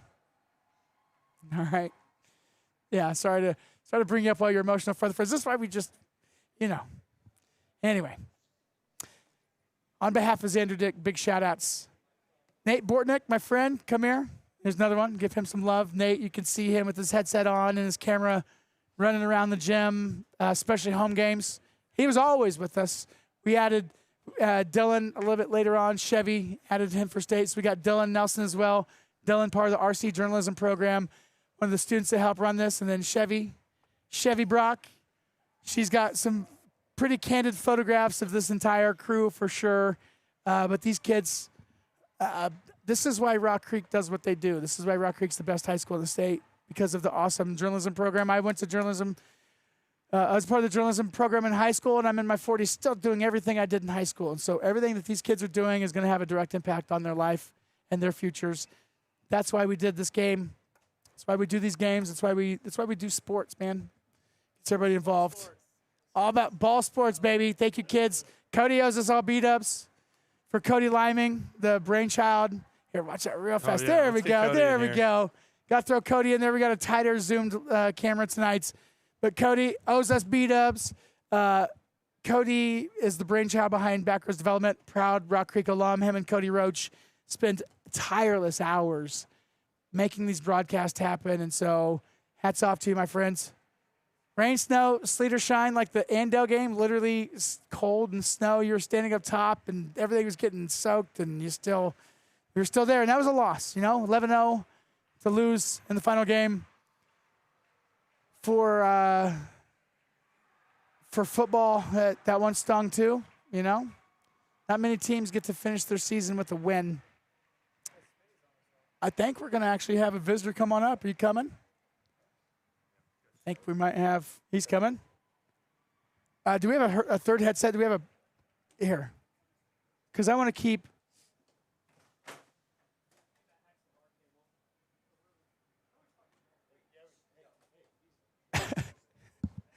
We're going to get one more headset. You don't have to if you don't want to. All right, well, we got Coach Smith coming up. We're going to get one more headset put together so that way we can have all three of us. I'd like to have you on here too. Because I'm just a guest in Rock Creek's home, if you will. I don't know. I'm kind of bought in at this point. I think everybody's. Yeah, he's on. All right. So, headset 4. What's up, buddy? All right. Getting this dialed in. As we're going to be joined by Coach Justin Smith. We weren't sure. Left it up to you if you wanted to come on up here, my friends. Out of breath. Yeah, them stairs, man. All the way up to, we were at the Pizza Oven in Salina. We're at the, heck, I don't even know what you want to call this. The Iron Dome, I suppose, way up top. We're with Coach Justin Smith of the Rock Creek Mustangs basketball team. And Coach. Yeah. Great season, my guy. Gosh, dang it. Thanks. Yeah, it's hard. And I'll make it through hopefully. But I just told the radio or whatever I just talked to. We play that team 10 times, probably beat them 7. Doesn't matter if we can't get this one. They had some kids that made some plays in that fourth quarter that we wanted either shooting the ball, we wanted them to be the ones taking the shots, and they made them. And so, as much as we fought back and forth, we just couldn't put them away. I mean, we got obviously up by close to 10 multiple times, and they just kept fighting. And that's a group that's Baldwin's played. Those kids have started for 4 years, and so they weren't going to go away, and we just didn't do enough there at the end to respond. Just, they did. If we'd had one more quarter, it would have given Rock Creek time to come back on it. You never know. A lot of what ifs on those types of situations. I asked you last night, what did it feel like for a coach to empty his bench to get all of his players, even the kid with the broken arm, taking off his cast, wanting to come in with 2 minutes left? What does a coach tell his players on a night like tonight? It's really hard because you know how hard they've worked at it, and you know how much they care. And there's nothing that you're going to say probably that's going to, they're going to probably remember. And there's nothing you're going to say that's going to make them feel better. And so what you do is you look them in the eye and you hug them and you let them cry on your shoulder and you say, I love you. And that's what we did. Yeah. Well, Logan and I we couldn't say anything for a while. There's just silence was kind of just spoke for us. We talked about the future that was inspired by the basketball that they saw this season. Mm-hmm. All the kids across Westmoreland and St. George and Louisville and East Manhattan and Wamego, and with the internet, who knows how far out. Watch Gavin Rosa hit that 3 and go to their driveway the next day and shoot that same shot. Gavin Rosa for 3 and hit that shot 100 times. That's going to be playing hopefully in Hutchinson or in the state championship game one day. All the other kids that were inspired by the play of Ethan Tonzer and the hard work by by Peter Martini, Porter Gill. I mean, all the players that we could just spend all time name dropping and going through the contributions from each individual one. What would you say to the kids that are the next generation that watch this team of Rock Creek Mustangs this season? What would you say to them despite this loss? Like, what would you say to the kids that are coming up that are going to be those players out on the court one day? The first thing is I love all the other sports, like I really do, but there's no atmosphere like this. You know, every other sport has their own thing, but to play in front of hundreds and thousands of people that, you know, just like you look at the Bishop Miege game and how that blew up and all this stuff and the excitement of that, that's how much, I mean, there's no more exciting thing that you can do in sports. And, you know, I have my 8-year-old son and then my 8-year-old nephew that are always with me, and you see them by the bench and all that stuff. And like the underclassmen that I sit there and talk to as well in there, what I told them is, if you want to take something from this group played the game the right way. And there's very, very, very, very few teams that you'll ever watch that plays the way that we did this year with being unselfish. And I did not have one kid complain to me all year about playing time or about getting more shots or the rotation or anything like that. They came and played and did what they were asked and played the game the right way. And if we can continue that culture and if we can continue that buy-in in our community, then we'll be back here a lot. You know, I would like to piggyback off of that. Something that we've talked about kind of all season, and you know, Tyler alluded to kind of the impact on the younger generations and Mustang and the Mustang culture in general. But something I've talked about all season is just kind of the heart that you pour into your kids, and I've experienced it firsthand as an assistant coach. I'm going to get emotional here too, and I'm going to try not to make you too emotional. But this senior class is one of the first classes that you've had start to finish as a high school coach, and you've poured your heart into them, and they've responded. And so my question is, what influence has this class had on the future of Rock Creek basketball and setting a new standard for the generations coming up? Yeah, I hope that and pray that the younger kids have seen the way that these kids have played and just the people they are. Like, they're all great people. And if they can continue to do that and continue to grow in that aspect of it and just be a good person that cares about each other and cares about the team, and then you're going to be okay moving forward. And I think that's why we've had the success. We lost 2 games in our boys program all year long, and it fed down at practice. All those kids just loved coming to practice, to be around those guys and be around that senior class, and because they're just fun people. And so I hope people see how great of people they are and just continue to build off that. Well, it goes both ways. It goes with the kids, but it also goes with you for making those kids, you, Coach Singer, Coach Olson, making those kids want to come to practice and work hard every day. So it's a mutual thing, and it's a big testament to you as well. I hope you understand that. I know thanks. You do. Right now there's a lot of fog, but. Yeah, it's, it's tough because when I put everything I have into this. For sure. I really do. And, I have a 3-month-old baby that doesn't see me very much and a wife that doesn't see me very much, and I have to drag my other 2 kids around all the time. And, I feel like one day I'll deserve this. And then when God's ready to give it to me, we'll win the big one. But everything happens for a reason. And as much as I may not understand it now, and these boys may not understand it now, that's truly what I believe in. We've been speaking on that the entire post game.